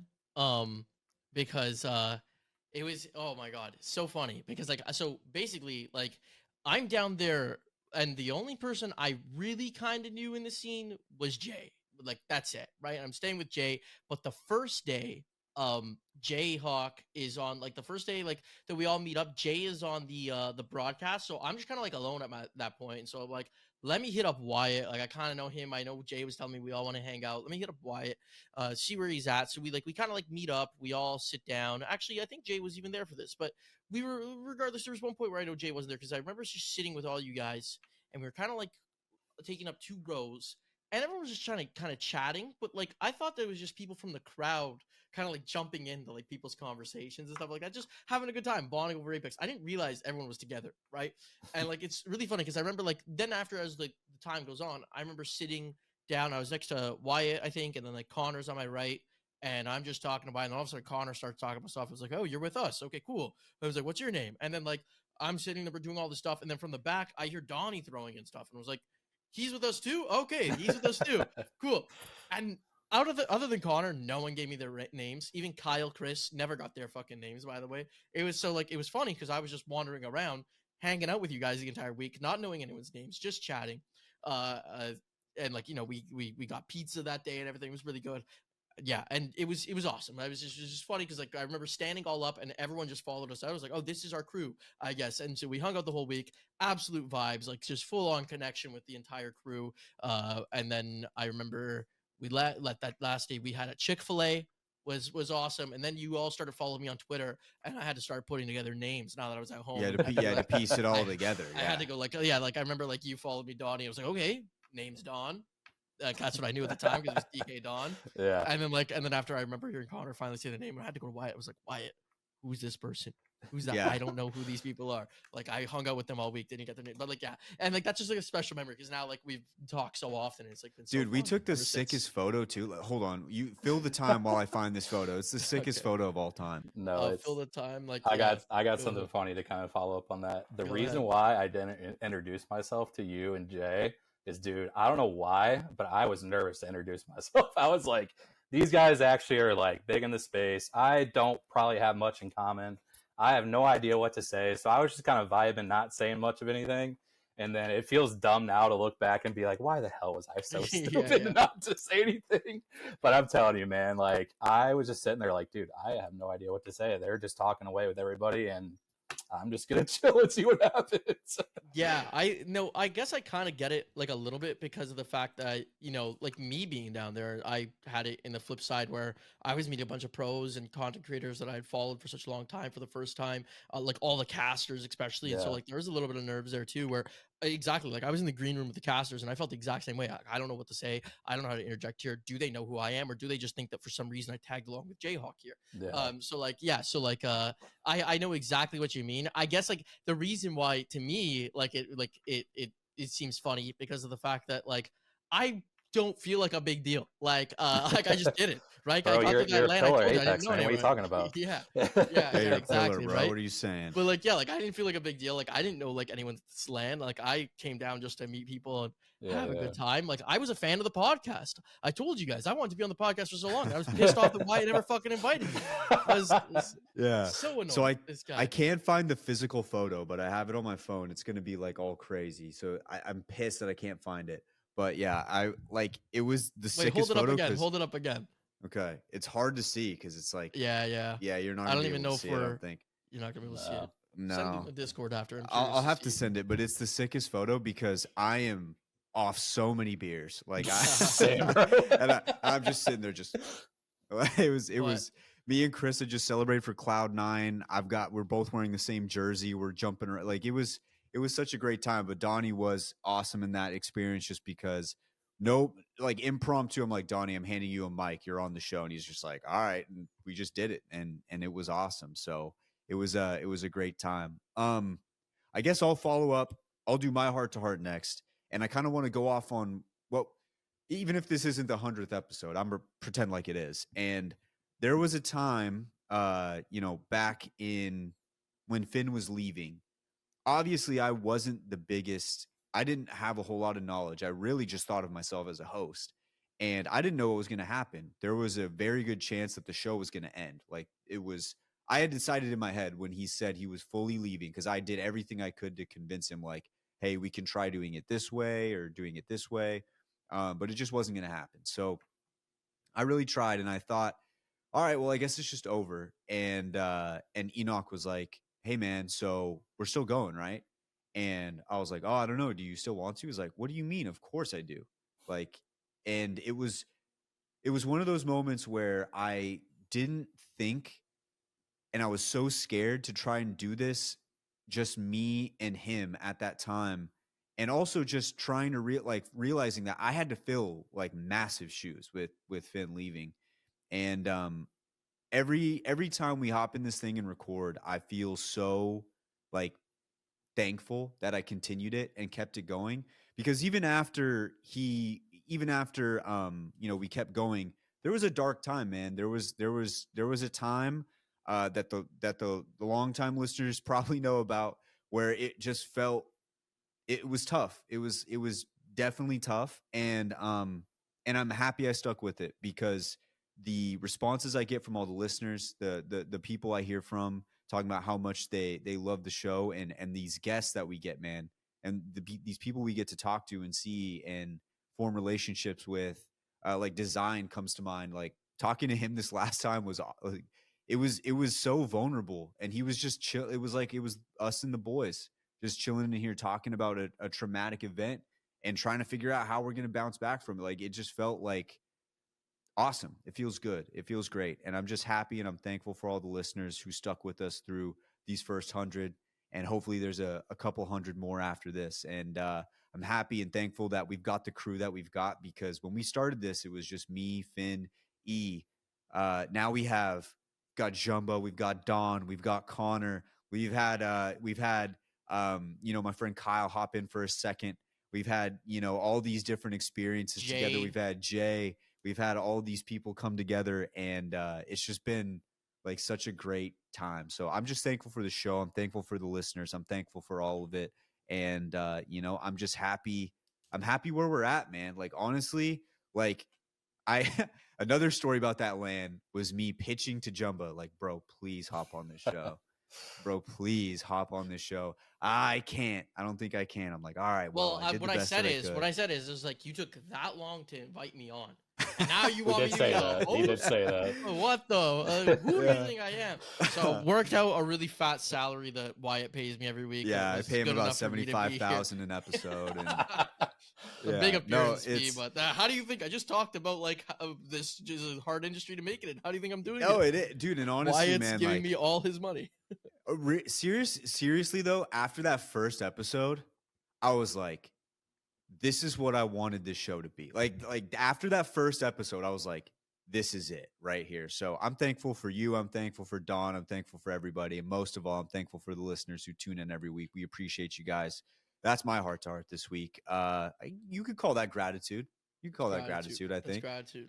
I think all three of us should do gratitude on episode 100. I feel like that. Okay. I feel like that's only fair. I don't know if I messed up your plans at all, Jumbo, but what do you got for your heart to heart? You know what? Like in this moment, I blanked out on what I was gonna say. So I'll hit something that has to do with gratitude. I did want to, like, leading on top of yours, I wanted to shout out that there was like, like you mentioned, like the viewers and like, so okay, me and Wyatt had a conversation a bit ago where he was like, yo man, like Connor can't edit like certain days, so it's tough for us to get videos out on or episodes out on Thursday now. We're trying to figure out a solid day. But I saw a recent comment that said like, oh, this was like my mainstay go-to listen at the end of the week, and now like you guys changed it, like you guys got to try and like get it back. And why I think it was Wyatt, or maybe it was Connor, someone responded on the comment It was me. and said, yeah, okay, you said something along the lines of like, we're trying, like, like we unfortunately are dealing with a couple things, still working, and like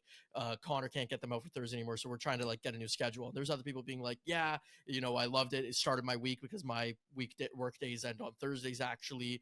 But no worries, like you guys do you. Wyatt and I had a conversation recently when that happened, and I was like, Wyatt, just release it whenever. Like, with my knowledge of YouTube, the way I release YouTube videos, if you're a fan of mine, is I just fucking post whenever. And I was like, dude, the episodes will still do just as good. People will still watch, like, because that's what I found. And it's almost been like kind of humbling that I didn't realize, and like this is where I need to learn, how like some of the viewers are, and how some of the viewers appreciate how this show has like a consistency to it, that you guys like show up every day, and the fact that you wait for on Thursdays. And it was cool for me to learn that, but it was also cool to see that there are people who are that dedicated to listening to it, that it's like, it doesn't go up on Thursday and people are like, where the F is the Apex this week? Like, Oh, I hear didn't it. see it that way, but it's really cool to see it that way. And Yeah. and I what's it called? I love that from the community, and we'll make sure to find some sort of consistency to it again, and get it rolling here when we figure out schedules and stuff. Yeah, it's really just it's just really figuring out the scheduling, and like like being in the working class still. The one thing is like when you wake up and that pod is going to be there to get you at least through like 2 hours in the day. Nothing beats that. Like it's just like the best feeling in the world. And so it's tough. I mean, honestly, truthfully, I could still get the audio version almost every single time out on Thursdays. It's just the video version that would probably have to wait for another day. So we'll figure it out though. Like if we can What I will find a say, though- consistent day, it would be great. Cause what I've found podcasting, as long as I've been doing it, the consistent day thing is almost more important than the content sometimes. Yeah. Like Yeah. sometimes you just need to have it there, Yeah, because what I was gonna say to that note is, this little bit of schedule thing has given us some extra room to get interviews. Like we can kind of get interviews on, like, we do most of our interviews on a Monday or Tuesday, and now we have the option of also getting them on a Thursday. So there is like some better content that comes your way for that stuff. So it's something that we're gonna figure out. In terms of my heart to heart, I mean, if we are talking about the fact that it's episode 100, yeah, I'm grateful to be on this pod. It's been really cool. Like everything you've talked about, even though I haven't been here since the beginning, seeing all the interviews of the people you guys had, like the fact that you mentioned his Watson was your first episode, is just like monumental. I'm sure for someone like you, like Wyatt, who wasn't in the scene like Finn and Enoch, like that's pretty crazy person to be interviewing for your first episode. But then, like, as you've seen the development of the Apex go, Imperial Hal. We just had Hackus. We just had Phony again, land reigning champion, right? Like, there's just, I'm forgetting obviously a lot of names, but there's a lot of big names out there. Verhulst was on recently. Snipe Down. I think my first episode was Snipe Down. Do you know when you told me I was gonna be interviewing Snipe? I was like, what? I was nervous as shit. I'm rarely nervous for interviews, and that shit was so cool. Bro. Designful was a cool one. Like, there's so many names that I could just sit here and list on and on and on. And no one, I want to say, is, to me, is more valuable than the other. But like, it is pretty cool to have someone like these really big like pros you've been watching for so long, that we get to talk to and we get to interview. Bro, your run is legendary. Since you've been on, you've had Snipe Down, Dia, Waltzy, Design, JMO, then you had Phony and Hackus. Like that's a crazy run. The only craziest run than that was like our first 5 episodes. Like that was a crazy run at the very, very beginning, but we didn't have YouTube at the time. So we were literally just doing audio. So yeah, I think the reason why, like, I honestly like the fact that I didn't know what I was doing when we first started, because I think I would have actually been nervous if I knew some of the people I was interviewing. Like, I'm not really in the streamer world. When they brought on Timmy, I didn't know how big of a deal that was. Like, I interviewed Timmy. I was like, oh, he was a cool guy. And then they were talking about how like big of a deal it was. And then the episode comes out. I'm looking at the numbers. I'm like, what the fuck is I was like, what's happening? I was like, who is this guy? And then I started seeing like, oh, I'm like, okay, this guy's big. Like, I think that actually played a big part in like actually helping me out, because I probably would have been more nervous if I knew who some of these people were. You didn't Google Timmy, but you didn't Google any of these guys before you started, though? No.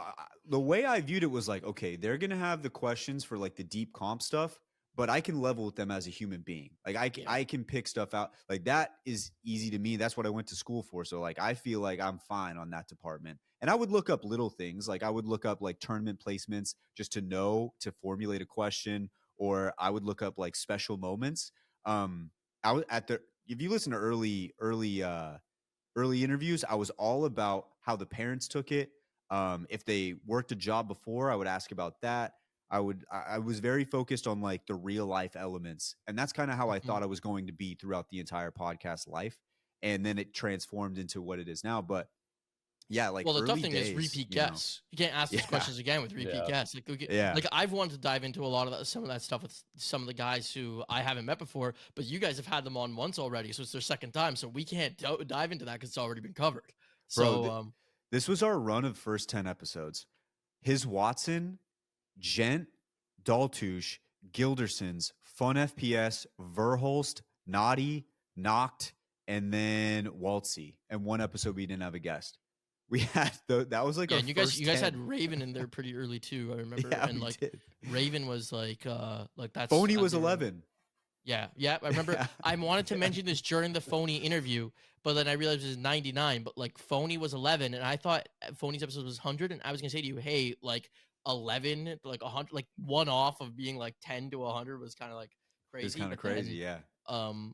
yeah. But my full one though, like in gratitude and on top of like the podcast and everything, having this opportunity to interview all these people, I was watching my first video. I think I talk about this shit all the time, but I was watching my first video again recently. I feel like I haven't watched that thing in forever. And I was just looking at back at that time, I remember being like, okay, this is the best piece of media I've ever created. And truthfully, it was. It was. But I look back now and like the quality of it, I think I could like improve significantly. And I'm just like happy that over these few years I made that development. I even went back, so that was the TSM video, and back to like the follow-up TSM video that I did almost a year ago today. And when I looked at that one, I was like, holy shit, even in a year, the quality's improved even more. So I'm happy that like, and I'm like, I've kept doing that, but I'm also kind of like grateful that it doesn't matter what the quality was ever like. These viewers have stuck with me the entire time. I remember, and when I was watching that video, I went and I found a comment that was on there. And because like it was my first video, brand new channel, nothing posted on it before. And the comment said, how the fuck does this have 6 views? And that made me laugh so hard because like that guy was what like the 6th person to watch the video. I didn't share that with a lot of people. I think I watched it maybe 3 times. So he was one of the first 3 people to watch it. And he left a comment and said, how the fuck does this have 6 views? And I was like, wow. I'm like, how far it's come, how far it's been. I hope that guy still watches the videos because that was pretty cool to see that there was one point where people were like, what the fuck? Like, Yeah. it, you know, They like, saw the potential early. yeah, like, and it's, and there was countless comments on that video where like, I expected you to have so many more subs and so on, everything like that. And yeah, just so freaking cool to see how far it's come. So that was a really, really long heart to heart today. And I think it was partially because of a lot of my rambling there, but at the end of the day, thank you. Yeah. No, it was great. It was great. And yeah, man, 100 in the book, 100 more to go. It's been a hell of a ride. We thank you guys so much. We appreciate you guys, and it's been awesome. It's been awesome. And hopefully, if you're still listening to this, I know some people don't care for the heart to heart, but if you are still listening to this, truly from the bottom of our hearts, thank you guys so much for tuning in. All right, well, ladies and gents, that should just about do it for the show. Thank you guys for tuning in. As always, we will catch you guys next week for another episode of the Apex Podcast. See ya.